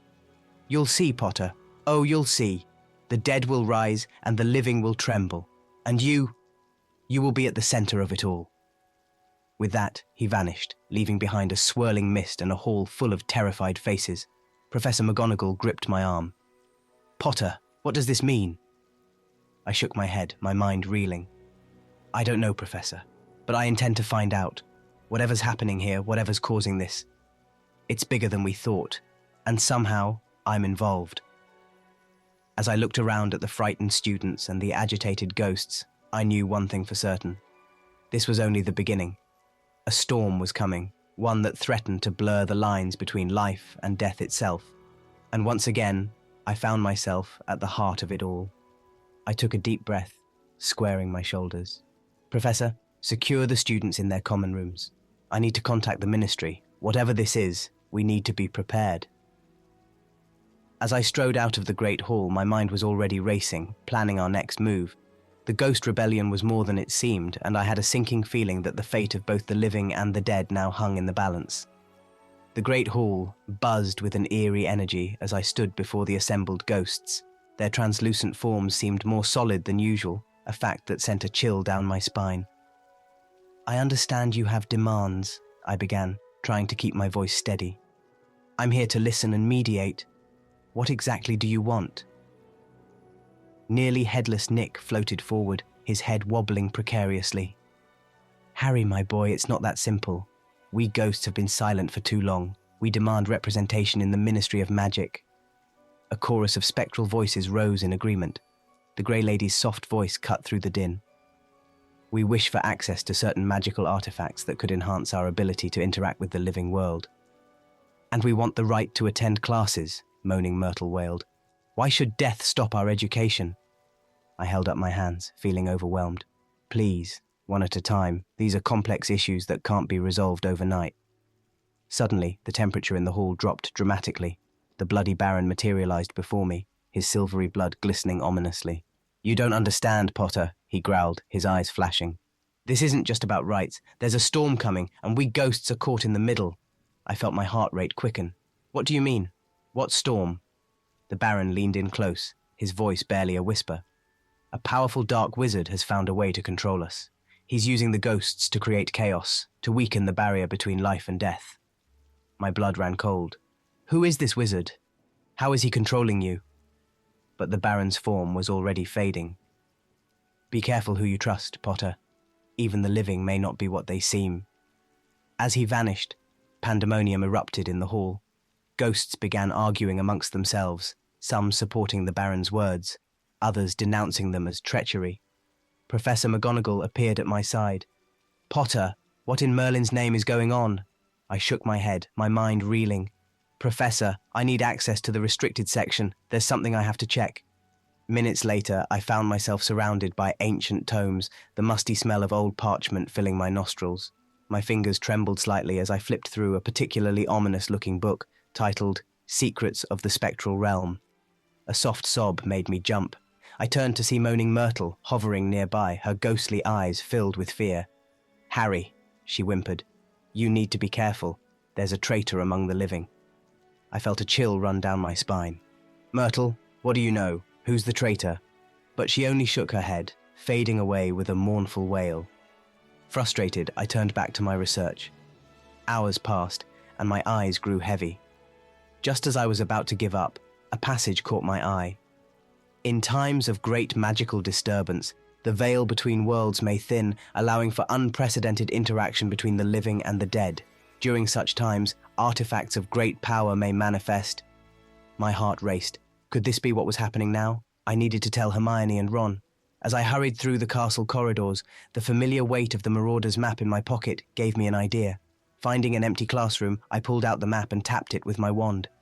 I solemnly swear that I am up to no good, I whispered. The map came to life, ink spreading across its surface. But something was different. The ghostly inhabitants of Hogwarts, usually stationary on the map, were moving in strange patterns. They seemed to be congregating in places tied to the castle's darkest secrets, the Chamber of Secrets, the Room of Requirement, the top of the Astronomy Tower. A sudden movement caught my eye. A name I didn't recognize, Aldrich Blackthorne, was pacing in a hidden passage on the 4th floor. My instincts tingled. Could this be the traitor Myrtle mentioned? I was about to investigate when a searing pain shot through my forehead. My scar, dormant for years, burned with an intensity I hadn't felt since Voldemort's defeat. I staggered, catching myself against the wall. No! I gasped. It can't be! The pain subsided as quickly as it had come, leaving me shaken and confused. What did it mean? Was Voldemort somehow involved in this ghost rebellion? I needed answers, and I knew just where to start.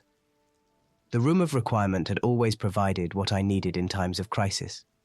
Perhaps it could help me communicate more clearly with the ghosts. As I paced before the blank wall, focusing my thoughts, a door materialized. I entered cautiously, finding myself in a circular room reminiscent of the Department of Mysteries. In the center stood a pedestal, upon which rested a small silver bell. Instinctively, I reached out and rang it. The clear, pure tone reverberated through the room, and suddenly I was surrounded by ghostly figures. Their voices, usually faint and ethereal, now rang out clearly. "The veil is thinning. He's coming back.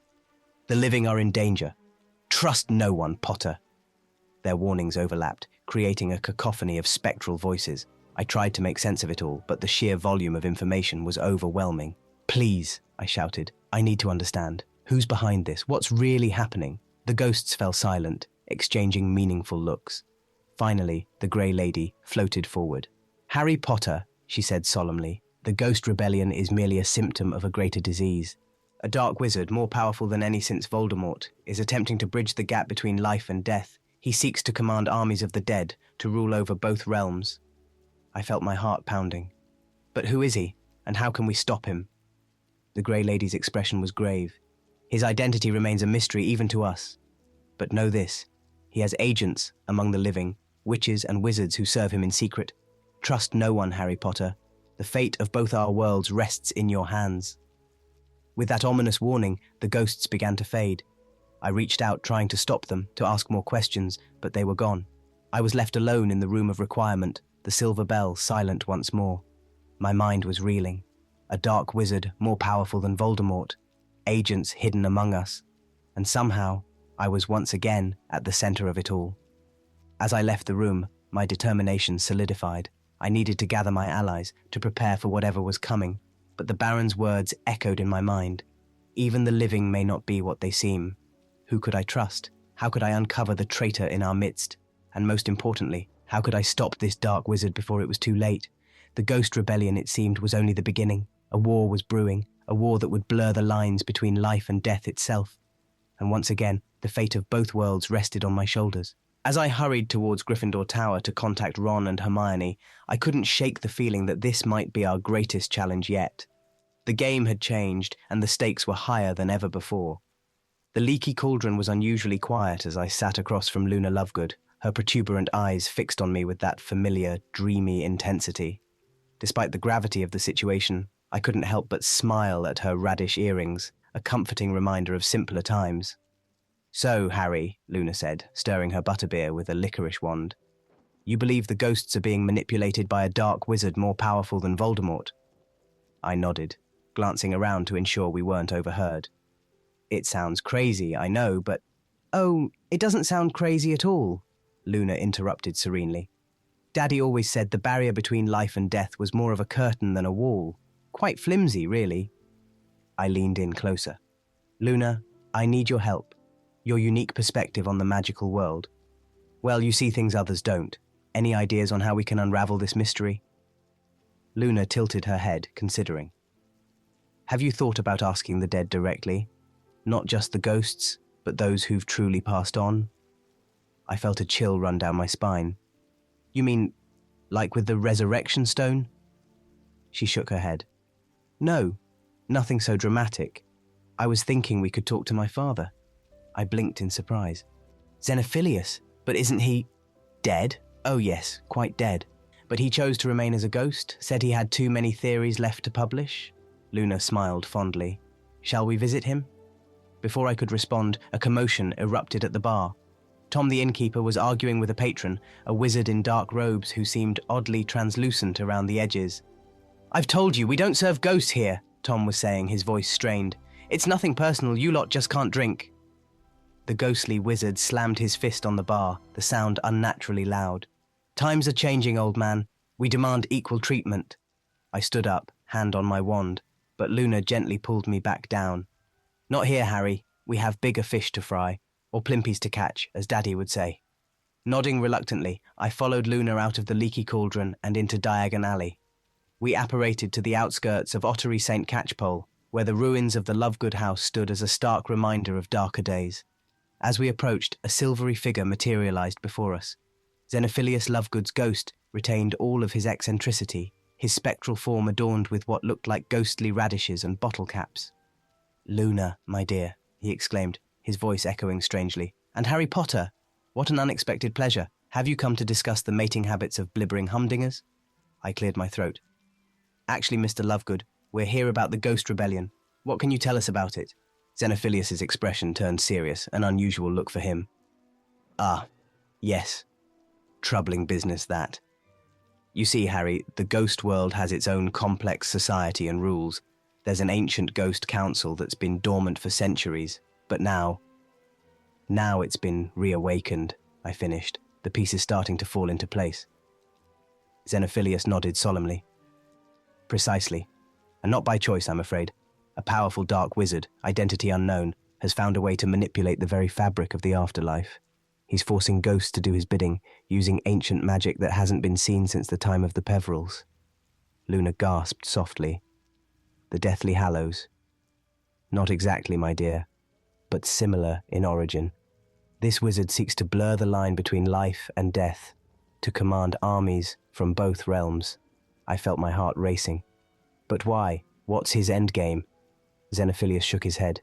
"That, I'm afraid, remains a mystery. But I can tell you this. He has agents among the living. Trust is a luxury you cannot afford, Harry Potter."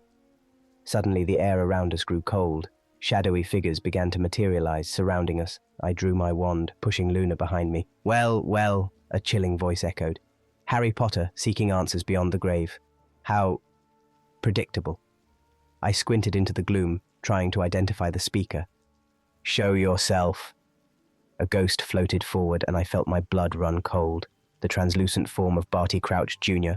sneered at me, his spectral tongue flicking out in that familiar, unsettling tick. "Surprised to see me, Potter? Death is but a doorway, and soon that door will be blown wide open." I raised my wand, though I knew most spells would pass right through him. "What do you want, Crouch?" He laughed, a hollow, echoing sound. "Want? I want what our master wants. A new world order, where death is no obstacle, where the strongest rule over both the living and the dead. And you, Potter, are becoming quite the nuisance." The shadowy ghosts closed in. I could feel Luna trembling behind me, hear Xenophilius's panicked warnings. My mind raced, trying to remember any spell that might work against ghosts. "You can't win, Potter," Crouch taunted. "You may have mastered death once, but our master, he's conquered it completely." In desperation, I thought of my happiest memories, my friends, my family, the love that had always protected me. "Expecto Patronum!" A brilliant stag erupted from my wand, charging at the ghosts. To my amazement, they recoiled, shrieking in pain as the Patronus passed through them. "Luna, run!" I shouted, grabbing her hand. We sprinted away, my Patronus keeping the hostile ghosts at bay. As we reached the edge of the property, I turned back. Xenophilius was holding off the attackers, buying us time. "Go, Harry Potter," he called. "Find the truth. Stop him before it's too late." With a crack, Luna and I disapparated, reappearing in the safety of Grimold Place. We collapsed onto the floor, panting heavily. "Harry," Luna said, her usual dreamy tone replaced by urgency. "What your Patronus did, that shouldn't be possible." I nodded, my mind reeling. "I know. The rules are changing, Luna. Life, death, magic itself, it's all in flux." She gripped my hand tightly. "What do we do now?" I stood up, determination setting in. "We gather our allies, we prepare for war, and we find this dark wizard before he can tear apart the very fabric of existence." As Luna nodded in agreement, I couldn't shake the feeling that we were standing on the precipice of something monumental. The Ghost Rebellion was just the beginning. A storm was coming, one that threatened to engulf both the world of the living and the realm of the dead. And once again, I found myself at the center of it all, the weight of both worlds resting on my shoulders. But this time, the enemy wasn't just a dark wizard, it was death itself. The familiar stone gargoyle guarding the entrance to the headmaster's office seemed to eye me warily as I approached. I cleared my throat, suddenly feeling like a student again. "Dumbledore," I said quietly. The gargoyle sprang to life, revealing the spiral staircase. As I entered the circular office, the portraits of former headmasters fell silent, their painted eyes following me. I made my way to the largest portrait, where Albus Dumbledore sat, his blue eyes twinkling behind half-moon spectacles. "Harry, my dear boy, Dumbledore's portrait said warmly. I had a feeling you might visit. Troubling times these are. I nodded, running a hand through my messy hair. Professor, I need your guidance. There's a dark wizard manipulating ghosts, trying to blur the line between life and death. I don't know how to stop him. Dumbledore's expression grew serious. The veil between worlds has always been thin, Harry, but to manipulate it, that requires magic of the darkest kind. But how, sir? And why? Dumbledore's eyes seemed to look through me to some distant point beyond. Power, Harry. The ultimate power over life and death itself. As for the how, I believe you'll find answers where the boundary is thinnest. My eyes widened in realization. The Department of Mysteries. The veil. Dumbledore nodded solemnly. Be cautious, Harry. The whispers beyond the veil can drive even the strongest minds to madness. As I turned to leave, Dumbledore called out once more. Harry, remember, the greatest weapon against the dark arts has always been love. It may yet be your salvation in this fight. With those cryptic words echoing in my mind, I made my way to the ministry. The Department of Mysteries was eerily quiet as I approached the room with the veil. Its tattered black curtain fluttered gently, as if stirred by an unfelt breeze. The whispers grew louder as I drew near, a cacophony of indistinct voices calling from beyond. I raised my wand, muttering the complex spell Hermione had researched. Glowing runes appeared around the stone archway, pulsing with an otherworldly light. As I studied the runes, trying to decipher their meaning, a cold voice behind me made me spin around. Seeking answers in death, Potter? How fitting. Draco Malfoy stood in the doorway, his pale face set in its familiar sneer.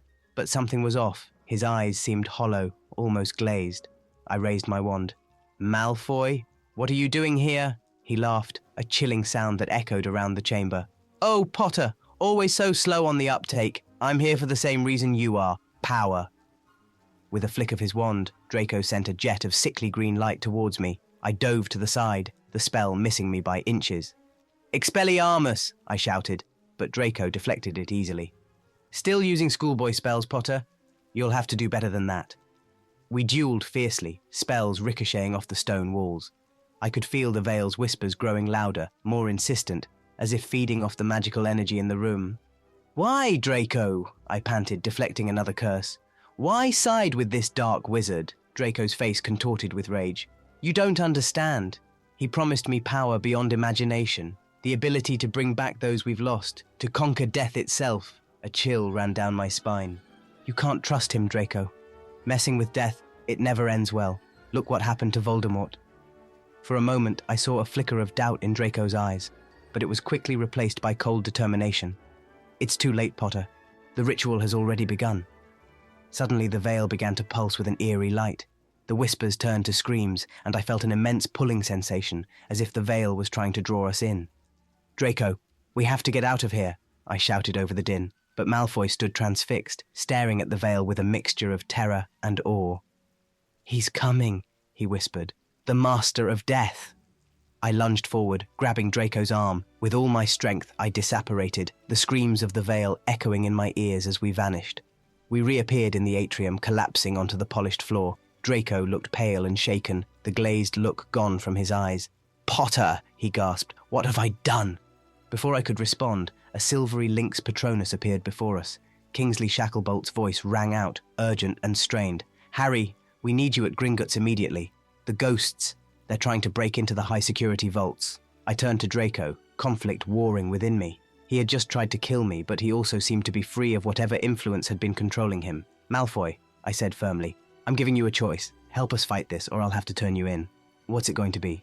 Draco looked at me, fear and resolve battling in his grey eyes. Finally, he nodded. I'll help. I need to make this right. Together, we rushed to Gringotts. The scene that greeted us was chaos incarnate.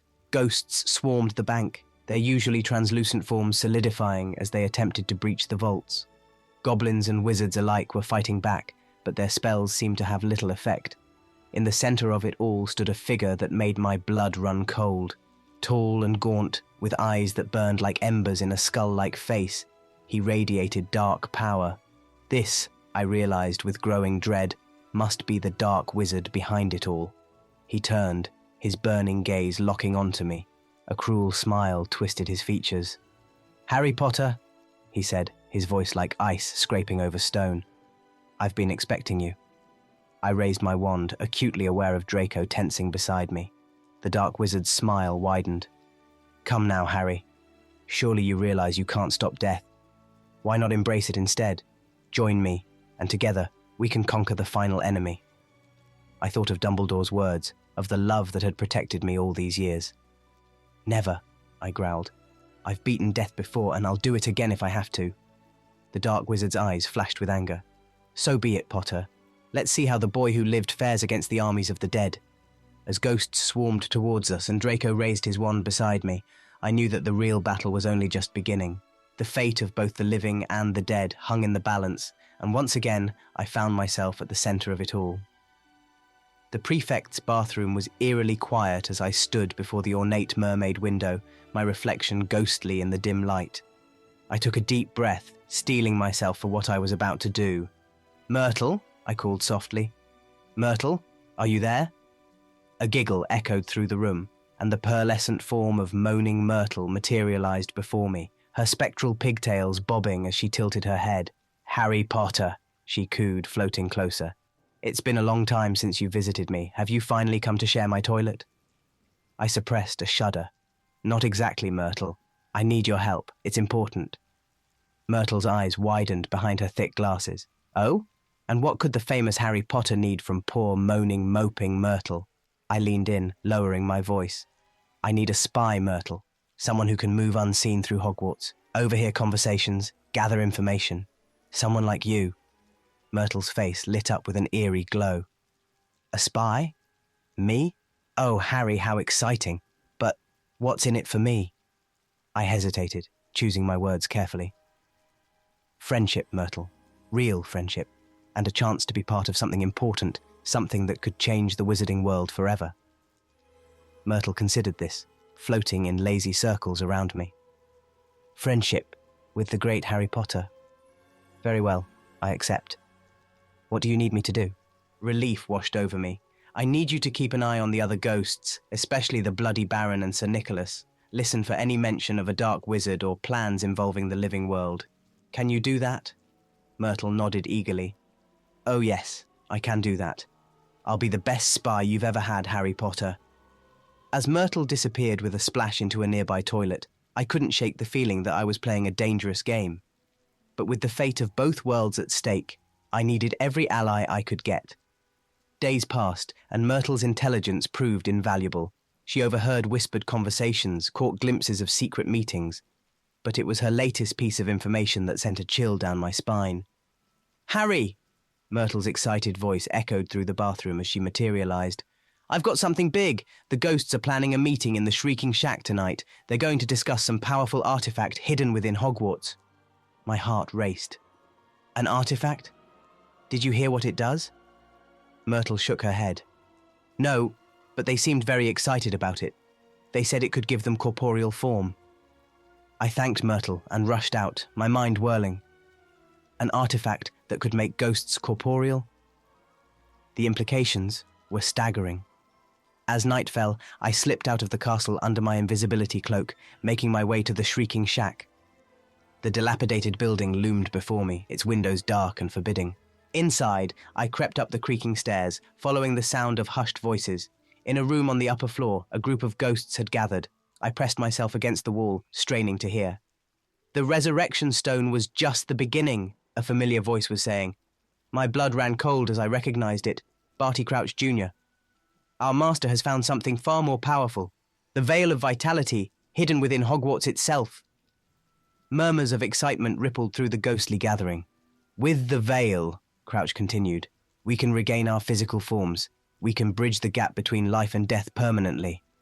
I leaned in closer, my heart pounding.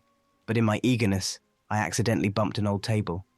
The resulting creak seemed deafening in the quiet room. The ghosts fell silent. "We have an uninvited guest," Crouch's cold voice announced. "Find them." I pressed myself flat against the wall as spectral forms began to pass through the room, searching. One ghost, the Grey Lady, paused right in front of me.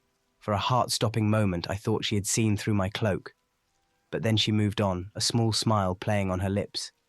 As soon as I could, I slipped out of the shack and raced back to the castle. My mind was reeling. The Veil of Vitality? Hidden in Hogwarts? I needed to tell Hermione and Ron immediately, but as I entered the castle, a cackling laugh stopped me in my tracks. Peeves materialized before me, his wicked grin wider than ever. "Potty Potter, sneaking and peeking," he sang. "What secrets have you heard, I wonder?" I raised my wand. "Not now, Peeves. I'm not in the mood for games." Peeves's grin faded, replaced by an uncharacteristically serious expression. "Games? Oh no, Potter, this is no game. The winds are changing, and not all of us ghosts agree with this rebellion." I lowered my wand slightly, surprised. "What do you mean?" Peeves glanced around furtively before leaning in. "Some of us remember the old ways, Potter. We know that meddling with death never ends well. Be careful who you trust. Not all allies wear friendly faces." With that cryptic warning, Peeves vanished, leaving me alone in the corridor. I made my way to Gryffindor Tower, my mind racing. As I entered the common room, I found it mercifully empty, save for one person, Neville Longbottom. "Harry!" Neville exclaimed, looking up from a pile of herbology books. "You look like you've seen a ghost. Well, more ghosts than usual, I mean." I couldn't help but smile at Neville's concern. "Neville, I need your help. Something big is happening, and I think it might be tied to Hogwarts history. Do you know anything about something called the Veil of Vitality?" Neville's eyes widened. "The Veil of Vitality? But that's just a legend, isn't it?" I sat down heavily in an armchair. "I'm not so sure anymore, Neville. Tell me everything you know." As Neville began to speak, recounting an old wizarding legend, I couldn't shake the feeling that we were on the brink of something monumental. The Ghost Rebellion, the Dark Wizard, the Veil of Vitality. It was all connected, and somehow Hogwarts was at the center of it all. I glanced out the window at the starry sky, a sense of foreboding settling over me. Whatever was coming, I knew one thing for certain. The battle for the fate of both the living and the dead was just beginning, and I was once again at the heart of it all. The Chamber of Secrets loomed before me, its stone serpents glaring with empty eyes. I took a deep breath, steeling myself for what lay ahead. My research had led me to believe that the artifact the ghosts sought was somehow tied to the Hogwarts founders. And where better to start than Salazar Slytherin's own secret chamber? "Open!" I hissed in Parseltongue, the sibilant sound echoing off the damp walls. The entrance ground open, revealing the dark passage beyond. As I descended into the depths of Hogwarts, memories of my second year flooded back. The basilisk, Tom Riddle's diary, Ginny lying pale and still on the chamber floor. I shook my head, forcing myself to focus on the present. The chamber was much as I remembered it, though the basilisk's skeleton had long since been removed. I raised my wand, casting a silent lumos. The wand light revealed something I'd never noticed before, a small ornate door hidden behind one of the snake statues.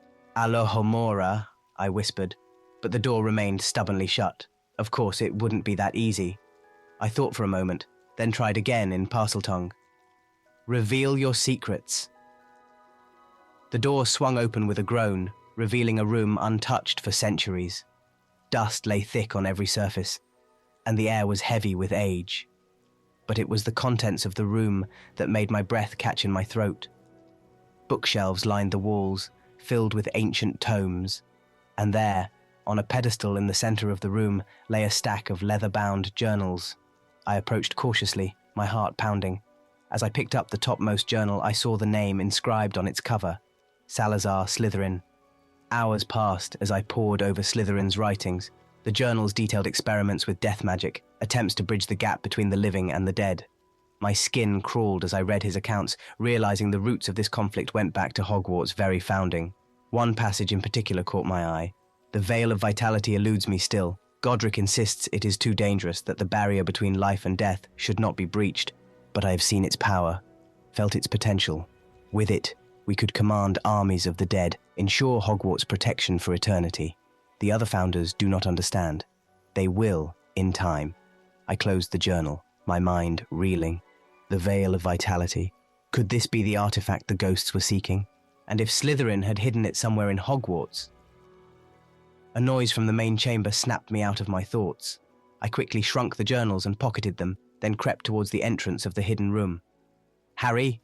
Hermione's voice echoed through the chamber. "Are you down here?" I stepped out, relief washing over me at the sight of my friend. Hermione, how did you know where to find me? She raised an eyebrow. The Marauder's map, of course. When I couldn't find you anywhere else in the castle, I figured you must be here. What have you discovered? As we made our way back to the surface, I filled her in on Slytherin's journals and the Veil of Vitality. Hermione's brow furrowed in concentration. This is big, Harry. If this veil really exists and it can give ghosts corporeal form, the implications are staggering. We need to... Her words were cut off as we entered her office to find a frantic Percy Weasley pacing back and forth. Minister, thank Merlin you're here. We have a situation. Percy's face was pale, his usually immaculate robes askew. Ghost sightings have increased tenfold across Britain. Muggles are panicking. The international statute of secrecy is in serious danger of being breached. Hermione's face hardened into the look of determination I knew so well. Right, Harry, we need to contain this. I'll contact the Department of Magical Accidents and Catastrophes. You get in touch with the Muggle Prime Minister. We need to coordinate our response. An hour later, I found myself in the Muggle Prime Minister's office, trying to explain the unexplainable without actually revealing the existence of magic. Mass hallucinations? The Prime Minister repeated skeptically. Caused by... what exactly? I fought to keep my expression neutral. A rare atmospheric phenomenon coupled with a new synthetic drug that's hit the streets. We're working on containing both issues. The Prime Minister sighed, rubbing his temples. Mr. Potter, I've been in this office long enough to know when I'm not being told the whole truth. But I also know that when you people show up, it's best not to ask too many questions. What do you need from us? Relief washed over me. Just keep the public calm, assure them that everything is under control and that the hallucinations are harmless. We'll handle the rest. As I left 10 Downing Street, my mind was already racing ahead to our next move. I needed to get back to Hogwarts to continue my search for the Veil of Vitality. The castle was eerily quiet as I made my way through its halls. Most of the students had been sent home as a precaution, leaving only a skeleton staff and a handful of 7th years who had volunteered to help. I pulled out the Marauder's map, scanning it for any unusual activity. My eyes narrowed as I spotted a familiar name in an out-of-bounds area, Aldrich, the new aura I'd been suspicious of. Wand at the ready, I made my way towards his location. As I turned a corner, I was suddenly engulfed in a freezing mist. I couldn't see, could barely breathe. My battle instincts kicked in, and I cast a silent protego just as a jet of red light shot through the mist. Stupefy, I shouted, aiming in the direction the spell had come from. There was a thud and a grunt of pain. As the mist began to clear, I saw a figure sprawled on the ground, but it wasn't Aldrich. The polyjuice potion must have worn off, revealing the traitor's true identity. My blood ran cold as I recognized the face sneering up at me. Dolores Umbridge, somehow escaped from Azkaban, her toad-like features twisted with hate. Well, well, Mr. Potter, she said, her girlish voice at odds with the malice in her eyes. Always sticking your nose where it doesn't belong, aren't you? I kept my wand trained on her, my mind racing. How had she escaped? How long had she been impersonating Aldrich? And most importantly, what was her connection to the Ghost Rebellion? It's over, Umbridge, I said, trying to keep my voice steady. Whatever you're planning, it stops now. She laughed, a high, cruel sound that echoed off the stone walls. Oh, you foolish boy, it's only just beginning. The ghosts are merely pawns in a much larger game, and you, Harry Potter, are about to learn what true power over death really means. Before I could react, Umbridge flicked her wrist. A hidden wand shot into her hand, and with a bang and a flash of purple light, the corridor erupted into chaos. As spells flew and the very walls of Hogwarts seemed to shake, one thought crystallized in my mind. The final battle for the fate of both the living and the dead had begun. And once again, I found myself at the center of it all. The freezing mist enveloped me, obscuring my vision. I raised my wand, every nerve on high alert. Lumos Maxima! I shouted, but the bright light only reflected off the dense fog, nearly blinding me. A high-pitched giggle echoed through the corridor, sending chills down my spine. It was a laugh I hadn't heard in years, one that still haunted my nightmares. Well, well, Mr. Potter, the sickeningly sweet voice cooed. Always sticking your nose where it doesn't belong, aren't you? As the mist began to clear, I found myself face to face with Dolores Umbridge. Her toad-like features were twisted into a malevolent grin, her wand pointed directly at my chest. Umbridge, I gasped, momentarily stunned. How did you... Escape Azkaban, she finished, her girlish voice at odds with the hatred in her eyes. Oh, my dear boy, when one has friends in low places, anything is possible. I tightened my grip on my wand, my mind racing. You're behind all this, aren't you? The ghost rebellion, the chaos. Umbridge's grin widened. Very good, Potter. I see your time as an aura hasn't completely dulled your wits. Yes, I'm the puppet master in this little show, and soon I'll have control over both the living and the dead. Expelliarmus, I shouted, but Umbridge deflected the spell with ease. Tut, tut, Potter, still using schoolboy spells. She flicked her wand, sending a jet of purple light towards me. I dove to the side, feeling the heat of the spell as it sizzled past my ear. We dueled fiercely, spells ricocheting off the castle walls. Portraits screamed and fled their frames as stray curses scorched the ancient stones. Why, Umbridge, I panted, deflecting another curse. Why go to all this trouble? Her eyes flashed dangerously. Revenge, Potter. The magical world shunned me, locked me away. But they forgot one crucial thing, my research into spirit magic during my time at the ministry. She cackled, sending another volley of spells my way. I've learned to control ghosts, to bend them to my will, and soon I'll have an army that no living wizard can stop. I gritted my teeth, firing off a stunning spell that Umbridge barely avoided. You're mad, Umbridge. You can't control death. Oh, but I can, she shrieked. And I'll start by destroying you, the great Harry Potter, with the very ghosts you once called friends. With a complex wave of her wand, Umbridge summoned a swarm of spectres. I recognized some of them, victims of the Battle of Hogwarts, their faces contorted in anguish as Umbridge's magic forced them to attack. I fought desperately, my spells passing harmlessly through some ghosts while affecting others. The corridor was a chaos of flashing lights and wailing spirits. Harry! A familiar voice called out. Nearly headless Nick floated through a wall, his eyes wide with horror. We're trying to fight her control, but it's too strong. Nick! I shouted back, dodging a spectral charge. How do we stop this?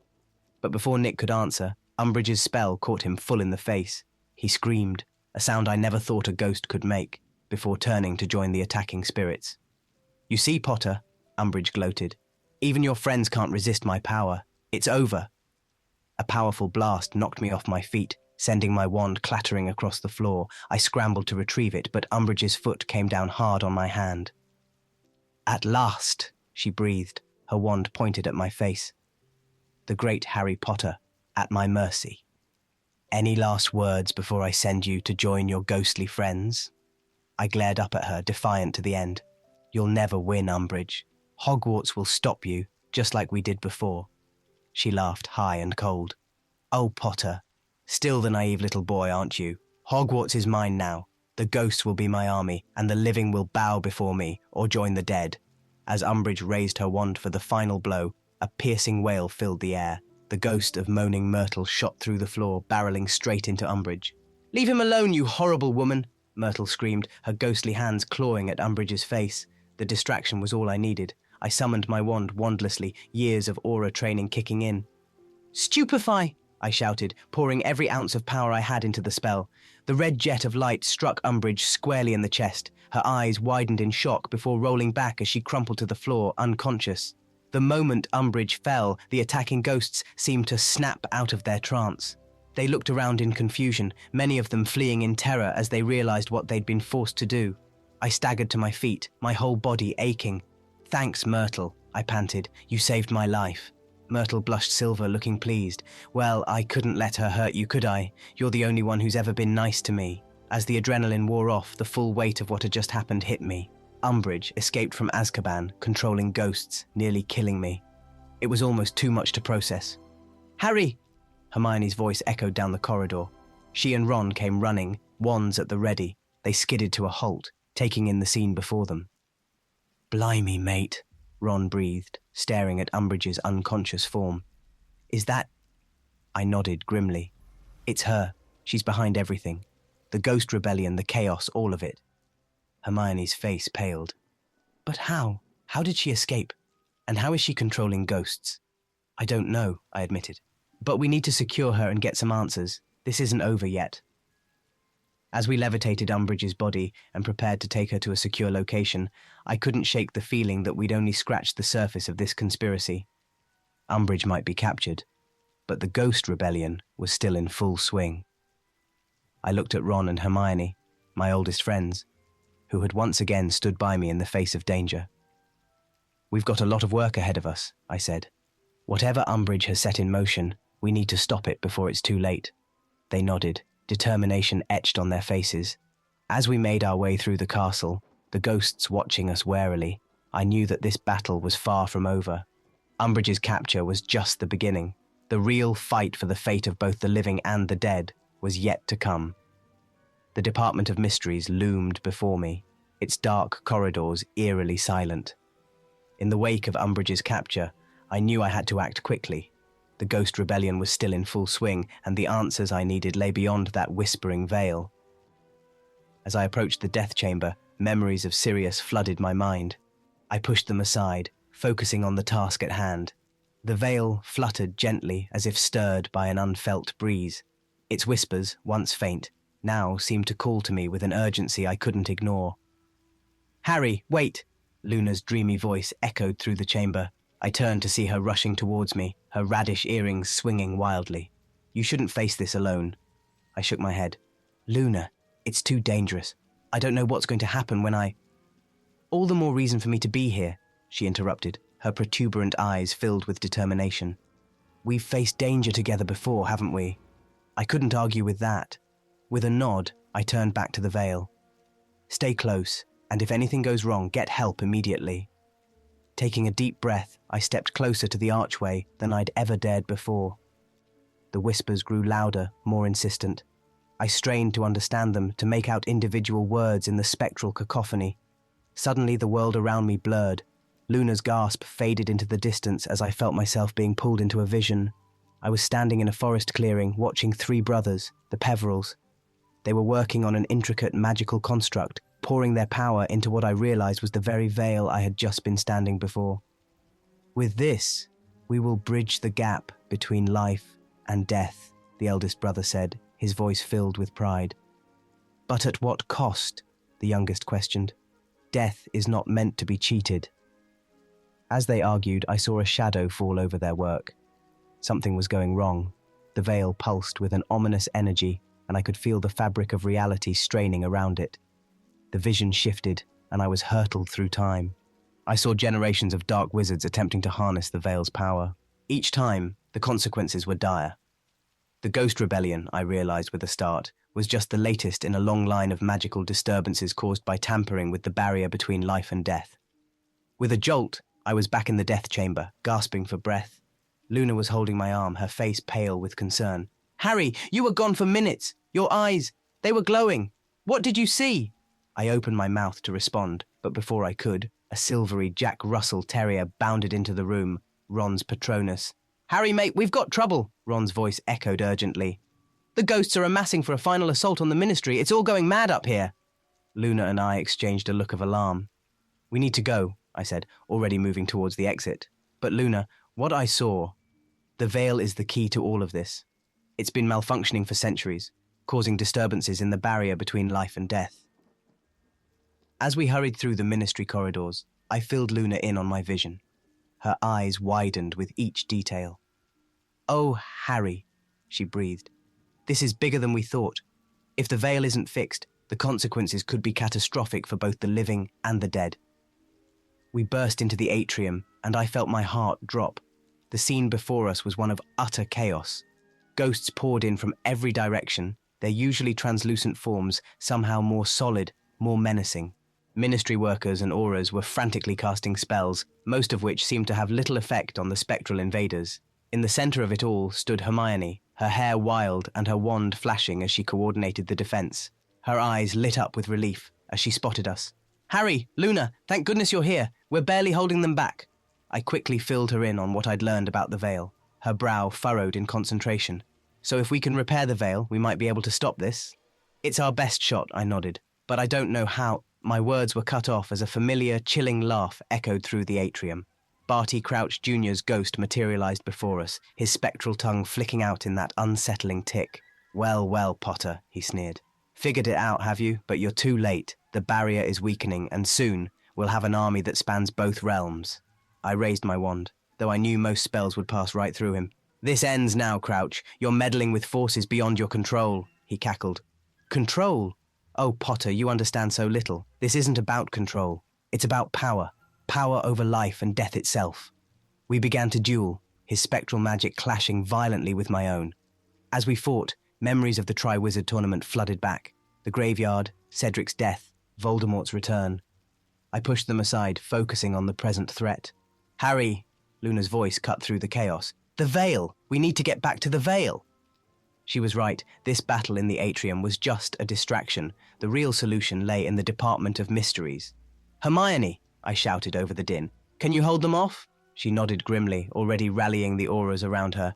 "Go, do what you need to do!" With a last look at the chaos engulfing the Ministry, Luna and I sprinted back towards the lifts. As the doors closed, I caught a glimpse of nearly headless Nick leading a charge of Hogwarts ghosts against Crouch's forces. Even in the midst of this crisis, I felt a surge of pride for my old house ghost. "Harry," Luna said softly as we descended, "whatever we're going to do, it's going to be dangerous, isn't it?" I met her gaze, seeing the mixture of fear and determination in her eyes. "Yeah, it is. Luna, you don't have to." She shook her head, cutting me off. "Don't even think about leaving me behind, Harry Potter. We're in this together." As the lift doors opened onto the Department of Mysteries, I felt a surge of gratitude for Luna's unwavering friendship. Whatever lay ahead, whatever sacrifices we might have to make to fix the Veil and stop this rebellion, I knew I couldn't face it alone. With a shared nod of determination, we stepped out into the darkened corridor, the whispers of the Veil growing louder with each step. The fate of both the living and the dead hung in the balance, and time was running out. The Ministry of Magic was in chaos as I burst through the atrium. Ghosts poured in from every direction, their usually translucent forms somehow more solid, more menacing. Spells flew through the air, most passing harmlessly through the spectral invaders. "Harry!" Hermione's voice cut through the din. I spotted her coordinating a group of auras, her hair wild and her face set in determination. "Thank Merlin you're here. We're barely holding them back." I rushed to her side, deflecting a ghostly projectile with a quick shield charm. "What's the situation?" Hermione's eyes were grim. "It's worse than we thought. The ghosts. They're not just rebelling. They're trying to tear down the veil between life and death itself." A chill ran down my spine. "The Veil in the Department of Mysteries?" She nodded. "We've sealed it off, but I don't know how long the wards will hold. Harry, if they breach it..." "I know," I said, my mind racing. "We need to end this now." Suddenly, a familiar, chilling laugh echoed through the atrium. I turned to see Barty Crouch Jr.'s ghost materializing before us, his spectral tongue flicking out in that unsettling tick. "Potter," he sneered. "Still fighting the inevitable, I see, don't you realize? The barrier between worlds is crumbling. Soon, the Master of Death will reign supreme." I raised my wand, anger and determination coursing through me. "Not if I have anything to say about it, Crouch." We began to duel, his spectral magic clashing violently with my own. Memories of the Tri-Wizard tournament flooded back. The graveyard, Cedric's death, Voldemort's return. I pushed them aside, focusing on the present threat. "You can't win, Potter," Crouch cackled, sending a blast of ghostly energy my way. "We have armies from beyond the grave. What do you have?" I deflected his attack, my voice steady. "I have the one thing you've forgotten, Crouch. The power of choice. The strength of the living." As if on cue, the atrium doors burst open. Nearly headless Nick floated in, leading a charge of Hogwarts ghosts. "For Hogwarts!" he cried, his head wobbling precariously. "For the true balance of life and death!" The tide of battle shifted as ghost fought ghost. I saw the Grey Lady dueling with a particularly nasty-looking spectre, while the Bloody Baron cleaved through enemy ranks with his spectral sword. "Harry!" Ron's voice called out. He fought his way to my side, his wand a blur of motion. "Bloody hell, mate. Just like old times, eh?" Despite the gravity of the situation, I couldn't help but grin. Let's hope we're still as good as we used to be. Together, we pushed forward, battling our way towards the lifts. We needed to reach the Department of Mysteries to secure the Veil before it was too late. As we fought, I caught glimpses of familiar faces in the fray. Luna was there, her spectre specs allowing her to spot vulnerabilities in our ghostly foes. Neville stood with a group of students, his face set in determination as he directed their defense. But for every enemy we felled, 2 more seemed to take its place. The ghostly army was relentless, driven by a power I couldn't fully comprehend. "Harry!" Hermione shouted over the chaos. "We can't keep this up forever. We need to find the source, cut it off at the root." She was right, of course. As long as the dark wizard behind all this remained free, we were just treating the symptoms, not the cause. Suddenly, a bone-chilling scream echoed through the atrium. The fighting paused as all eyes turned to the center of the room. There, hovering above the fountain of magical brethren, was a figure that made my blood run cold. Tall and gaunt, with eyes that burned like embers in a skull-like face, he radiated dark power. This, I realized with growing dread, must be the dark wizard behind it all. "Harry Potter," he said, his voice like ice scraping over stone. "The boy who lived and died and lived again. I've been expecting you." I stepped forward, my wand raised. The crowd parted, living and dead alike, creating a circle around us. "Who are you?" I demanded. "What do you want?" The dark wizard's lipless mouth curved into a cruel smile. "Who I am is irrelevant. What I want is everything. Life, death, the power to command both realms. And you, Harry Potter, are the key to it all." A confusion must have shown on my face because he laughed, a chilling sound that echoed unnaturally. "Oh, you don't know, do you? You who have walked the path between worlds, who have mastered the Deathly Hallows. You are the bridge I need to complete my work." "I'll never help you," I spat, tightening my grip on my wand. He shook his head, almost pityingly. "You don't have a choice, boy. The power within you, the very thing that has allowed you to survive death. It's the final piece of the puzzle." With a wave of his hand, ghostly chains erupted from the floor, wrapping around my arms and legs. I struggled, but they held fast, burning cold against my skin. "Harry!" Hermione cried, rushing forward, but with another gesture from the dark wizard she was thrown back, along with anyone else who tried to approach.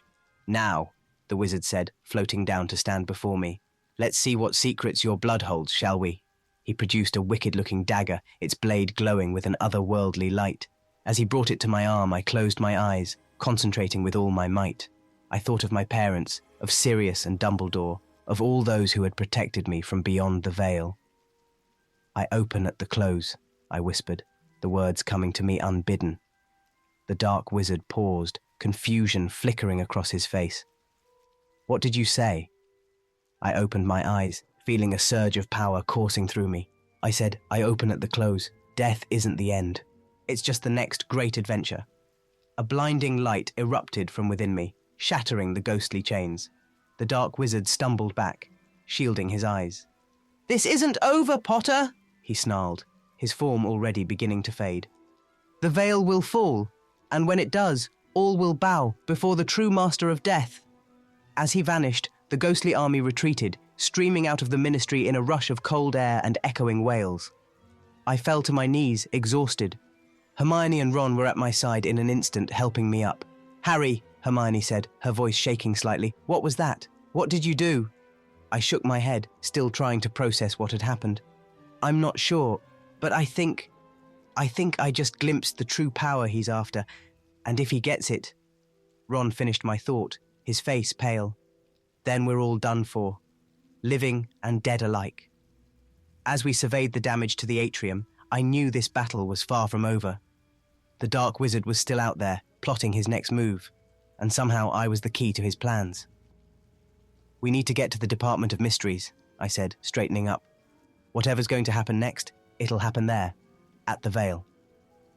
As we made our way to the lifts, I couldn't shake the feeling that we were hurtling towards a confrontation that would determine the fate of both realms. The true battle, it seemed, was just beginning. The Department of Mysteries loomed before us, its dark corridors eerily silent. Ron and Hermione flanked me, their wands at the ready. Luna and Neville brought up the rear, faces set with determination. "Harry," Hermione whispered, her voice tense, "are you sure about this? Once we go through the veil..." I nodded grimly. "It's the only way to end this, Hermione. We have to close the rift between life and death at its source." As we approached the death chamber, the whispers from the veil grew louder, more insistent. The tattered black curtain fluttered violently, as if caught in a storm. "Blimey," Ron muttered. "It's like it knows we're here." Suddenly, a cold laugh echoed through the chamber. The dark wizard materialized before us, his eyes glowing with malevolent power. "Harry Potter," he sneered. "Come to play hero once again. How predictable." I raised my wand, my friends following suit. "It's over. We're putting an end to your ghost rebellion once and for all." He laughed again, the sound chilling me to the bone. "Oh, Potter, you understand so little. The rebellion was merely a distraction. The real prize is this. With a wave of his hand, the veil began to glow with an otherworldly light. Spectral forms poured out, an army of the dead at his command. "Behold," he cried, "the power to control both life and death." Chaos erupted. We fought desperately against the ghostly horde, our spells barely keeping them at bay. I saw Ron blasted back by a spectral charge, Hermione's shield charm shattering under the onslaught. "Harry!" Luna called out, her dreamy voice somehow cutting through the din. "The veil! It's the key to all of this." I looked at the archway, its runes pulsing with dark energy. She was right. To end this, we had to go to the source. "Cover me!" I shouted, sprinting towards the veil. The dark wizard's eyes widened in realization. "Stop him!" he commanded, but it was too late.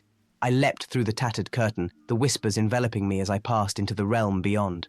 The world around me shifted, reality bending in impossible ways. I found myself in a misty realm between worlds, shadowy figures all around me. Among them, I spotted faces I recognized: Sirius, Lupin, even Snape. "Harry," Sirius's voice echoed, both near and far. "You shouldn't be here." "I had to come," I said, my voice sounding strange in this place. "I need to stop him, to close the rift." Lupin stepped forward, his form flickering. "It's not that simple, Harry. The balance between life and death is delicate. Tampering with it could have catastrophic consequences." I felt a surge of frustration. "Then what am I supposed to do? Let him win?" "No," a new voice said. I turned to see my parents, James and Lily, their faces both joyful and sorrowful to behold. "You must restore the balance, Harry. Not through force, but through acceptance." "I don't understand," I said, feeling lost. My mother smiled gently. "Death is not the enemy, Harry. It's a natural part of the journey. The dark wizard seeks to control it, to bend it to his will, but true mastery over death comes from accepting it, not fearing it." Suddenly I understood. All the times I'd faced death, all the losses I'd endured, they had prepared me for this moment. "The resurrection stone," I murmured. "The elder wand, my invisibility cloak. I united the Hallows, but I chose not to use them. I accepted death." My father nodded proudly. "And that, Harry, is the power the dark wizard can never understand." A piercing scream cut through the mist. The dark wizard had followed me through the veil, his face contorted with rage. "No," he howled. "I will not be denied. I am the master of death." I turned to face him, a calm certainty settling over me. "No, you're not. You're just afraid of it." I raised my wand, not to attack, but to cast the most powerful spell I knew. "Expecto Patronum!" A brilliant stag erupted from my wand, but it was different this time. It glowed with the combined power of life and death, of love and acceptance. The shadowy figures around us joined their power to mine, and the Patronus grew, becoming a blinding light that engulfed everything. The dark wizard screamed as the light washed over him, his form disintegrating. I felt the rift between worlds healing, the balance restoring itself. With a jolt, I found myself back in the death chamber, my friends gathered around me. The veil stood silent, its whispers quieted. "Harry!" Hermione cried, pulling me into a fierce hug. "We thought we'd lost you." I looked around, seeing the relieved faces of my friends, the ghosts now calm and at peace. "It's over," I said, a wave of exhaustion washing over me. "The rift is closed." As we made our way out of the Department of Mysteries, I felt a profound sense of change. The ghost rebellion had been quelled, but more importantly, I had gained a new understanding of life, death, and the power of acceptance. Kingsley met us in the atrium, his face etched with concern. "Harry, what happened? The ghosts all over Britain suddenly calmed." I smiled tiredly. "It's a long story, Minister, but I think we've finally found peace between the living and the dead." As we left the ministry, stepping out into the bustling streets of London, I couldn't help but feel a sense of hope. The world of magic had faced another great threat, and once again, we had emerged stronger for it. Ron clapped me on the shoulder. "So, mate, reckon we can have a normal year for once?" I laughed, feeling lighter than I had in weeks. "Somehow, Ron, I doubt it, but whatever comes next, we'll face it together." As we walked into the future, I knew that the lessons learned from the Ghost Rebellion would stay with me always. Life and death, two sides of the same coin, both to be respected and accepted.